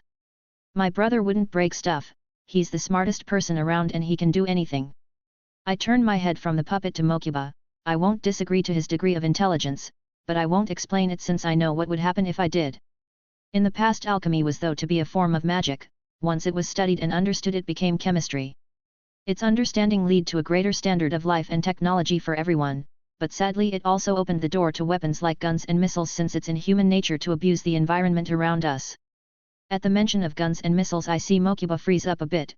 Oh yeah, the Kaiba Corporation was a weapons manufacturer, might have hit a nerve. Oops. Even though Sito could use it for good and make life better, it's more likely someone in the future would abuse it and cause way too much damage even unintentionally. There's a reason why a portion of magic is known as dark magic. I just receive silence and I just continue doing spiritual brain surgery.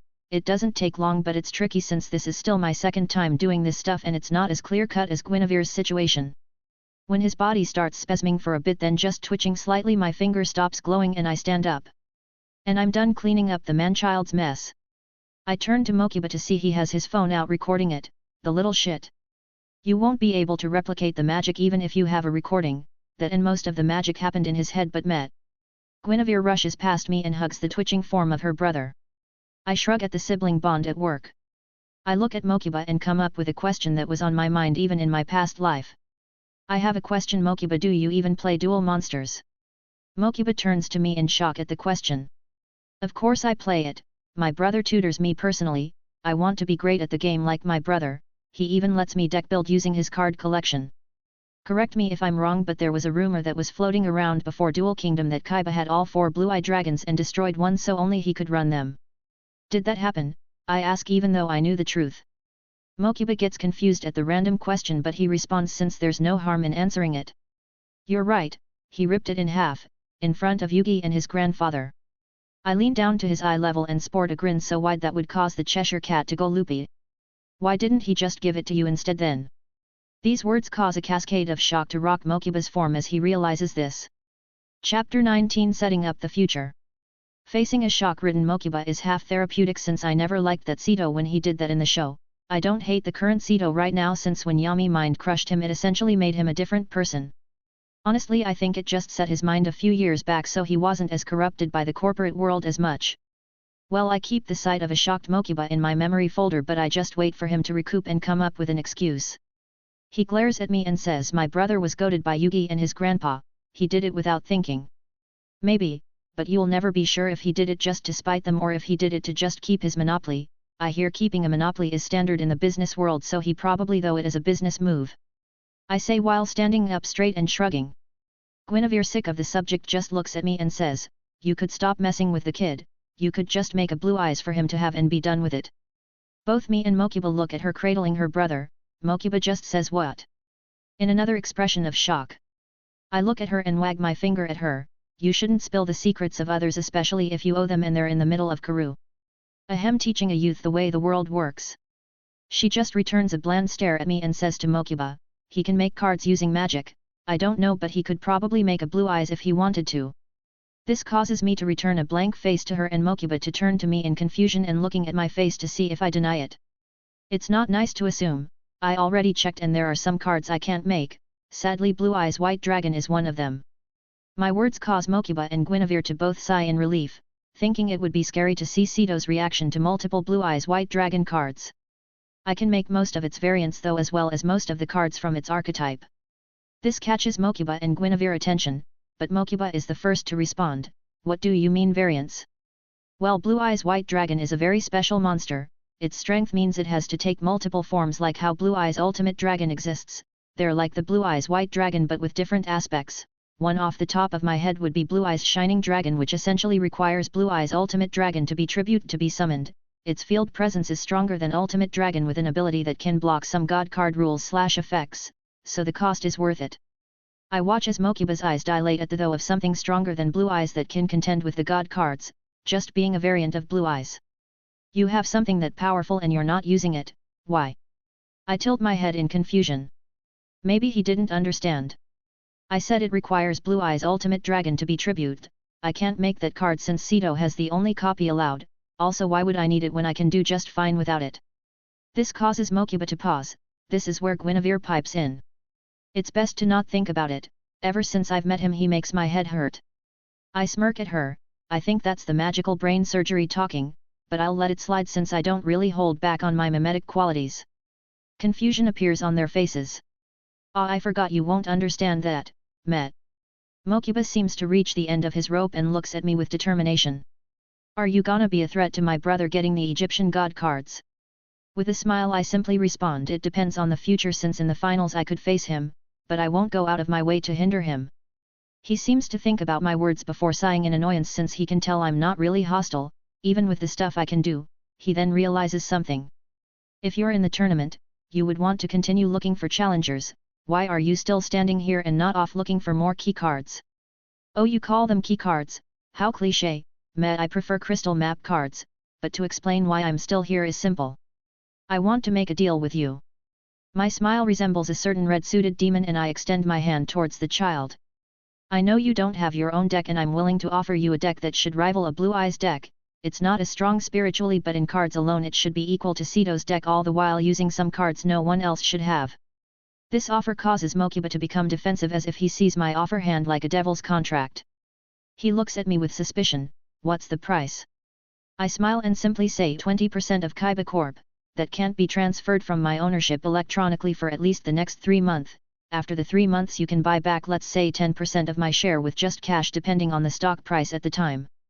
My price causes Miquella and Guinevere to physically pale, but channeling his inner bravery the child buckles up and says, "Is it really as strong as my brother's deck?" Seeing the fish take the hook, with a flourish of my hand glows and from it materializes a single purple card. Why don't I give you an example of the deck's strength with its boss card? I hand him the card to him and let him view it. Thunder Dragon Titan Light Thunder / Fusion / Effect ATK 3200 / Def 3200.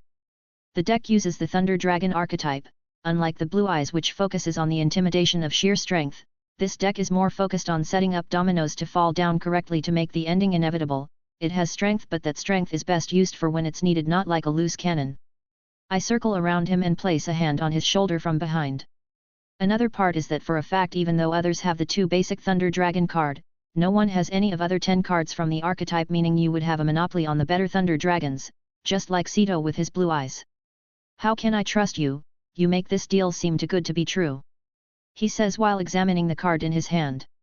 True, but you've just saw me make the card right in front of you. The chances of me faking is highly improbable even if I'm using magic, but since I'm not a swindler I'll make it in front of you. I retort with a smile. I walk to the face of Miquella and look at him in the eyes and extend my hand. It fully glows in golden light with motes of dark shades within the brilliance. Once it's done the deck is there but I intentionally made it so I didn't pour too much spiritual energy into them to form spirit card. Annoying though one card doesn't want to form without a spirit, I contemplate not adding it but then it could hamper the deal so I just make it and add it to the deck. The spirit card manifests in the air above us. Only me, Guinevere and the demigods can see it but it essentially looks like an albino Shirin but instead of a dragon ball it's carrying a orb of pulsating lightning. Thunder Dragon Lord Light Thunder / Effect ATK 3000 / Def 3000. So deal or no deal? I extend my other hand to Miquella to see if he wants the deal. Miquella's eyebrows are scrunched up in though but he gains determination to be on par with his brother and takes my hand. And now Miquella is not a player on the board who won't be just brushed aside like in canon and now I have essentially unlimited funds. Hell, since I don't age I could also stop the zero reverse which essentially spit domino in 2, when that becomes a thing. Just as planned. Chapter 20 Unjolly Cooperation. Walking out of the Kaiba Corp building holding the contract for a part of Kaiba Corp is very amusing, maybe since with this I have ammunition that I can use at any time to annoy Kaiba. Now many people would think this is a form of extorting the child and not legally binding but Miquella the sly little devil actually played his brother a bit. He called his brother who was pursuing the pharaoh and said he needed his signature for some administrative matters that came up. From the 3 factors of him being in a rush, trusting his brother and the mundanity of the request's description, he gave his consent without question, thinking it was minor and not giving me a piece of the biggest corporate pie in the world, with some fingers into Industrial Illusions pie tin as well. To not worry his brother or harm the Kaiba brothers' stranglehold on the corporation, Miquella was able to just liquidate part of his ownership rights for the deal. He looked conflicted with his choice but I just tap the deck in front of him and tell him I won't do anything to Kaiba Corp. It's not like I can do anything anyway when you still have the majority of the ownership. Yet it turns out Kaiba after Pegasus tried to take off his company went paranoid and has around 40% ownership of his company while Miquella had 30%, Pegasus holds around 20% with the remainder being used by the board of directors. The situation now makes it so the Kaiba brothers aren't the full owner but it would only take one member from the board to side with them and it's a done deal. Also to be honest Kaiba is a business prodigy so it's highly likely I won't step in unless he asks for something stupid, like a Blue Eyes rocket. Dear God, I can totally see him making one to try and duel aliens. Anyway, I'm walking out of Kaiba Corp owning some of it so yay. Let me tell you the demigods were annoyed at the whole process. Their grumbling started when I told them that Miquella is essentially the vice president of the world's biggest organization. Since they're from a might makes right society, the thought of a child with that much power pulled them the wrong way. It didn't help that I pointed out Miquella was a child and yet had his own Erd tree and city equivalent and he ran it well enough. The sum of the demigods were not happy at learning about the Hala tree and Elfile. maybe since it was meant to be secret and was essentially a giant middle finger to the Golden Order since it stood to harbor those persecuted by the Golden Order. I walk through the boulevard outside Kaiba Corp Tower and see standing against a lamppost is Guinevere without her brother. When she sees me she walks towards me and has a look of determination on her face. I raise a hand and look her in the eyes before speaking. You don't need to say anything, I can tell you want revenge, and you think you could get it by following me, so you dropped your brother somewhere safe then waited for me to plead for the chance to probably kill Merrick, am I right? She just looks with mild shock before nodding.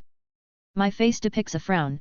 While I agree Merrick has done many bad things and is acting like a man-child, I don't condone murder or mind death. That's the main reason why I fixed your brother, but I don't owe you anything.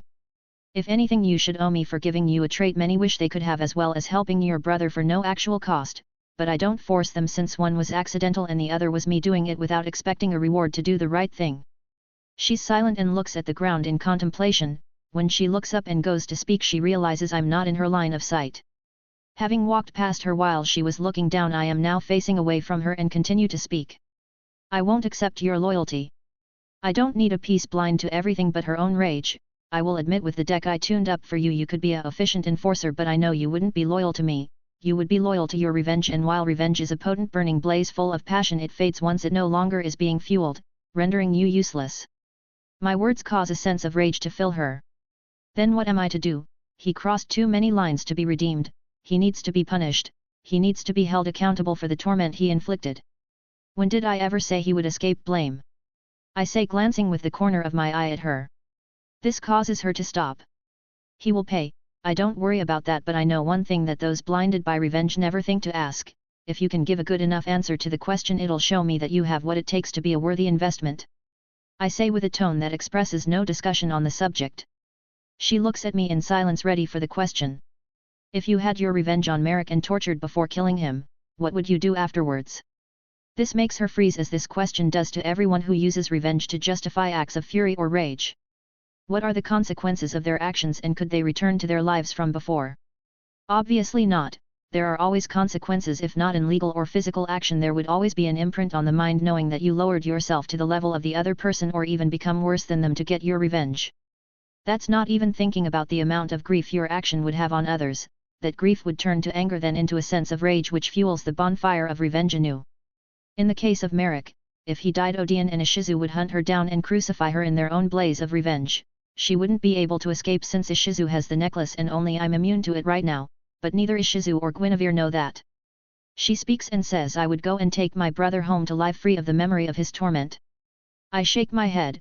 No, I can list off what would happen in a certain order. First of all, you would become the main target of a future viewing woman who would be backed by her very strong step-brother. If you managed to escape them, you would immediately placed on the most wanted list, since Merrick is technically the family of a national ambassador, meaning you will get found wherever you hide. Since Ishizu can clairvoyance using the necklace, then you and your brother would get extradited to Egypt to be tried in Egyptian court system, which still would probably sentence you with the death sentence with Ishizu's political backing, and your brother would be seen as either an accomplice or co-conspirator running his life via either prison or death sentence. My words are like ice water on her rage. The idea of not just herself but her brother would die, but I can see the gears in her head turn. Your next idea would be to do a double murder, justifying that she's in the way and without her there you and your brother could escape, but the thing is the necklace also protects the user in some way.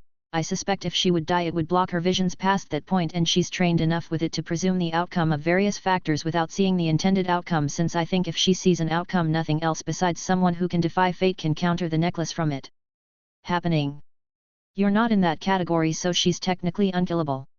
I shrug. It's the annoyance of trying to kill someone who can see the future, but I see the frustration grow within her, but she remembers a fact. Did you beat her? I turn to her with a face with no hint of amusement.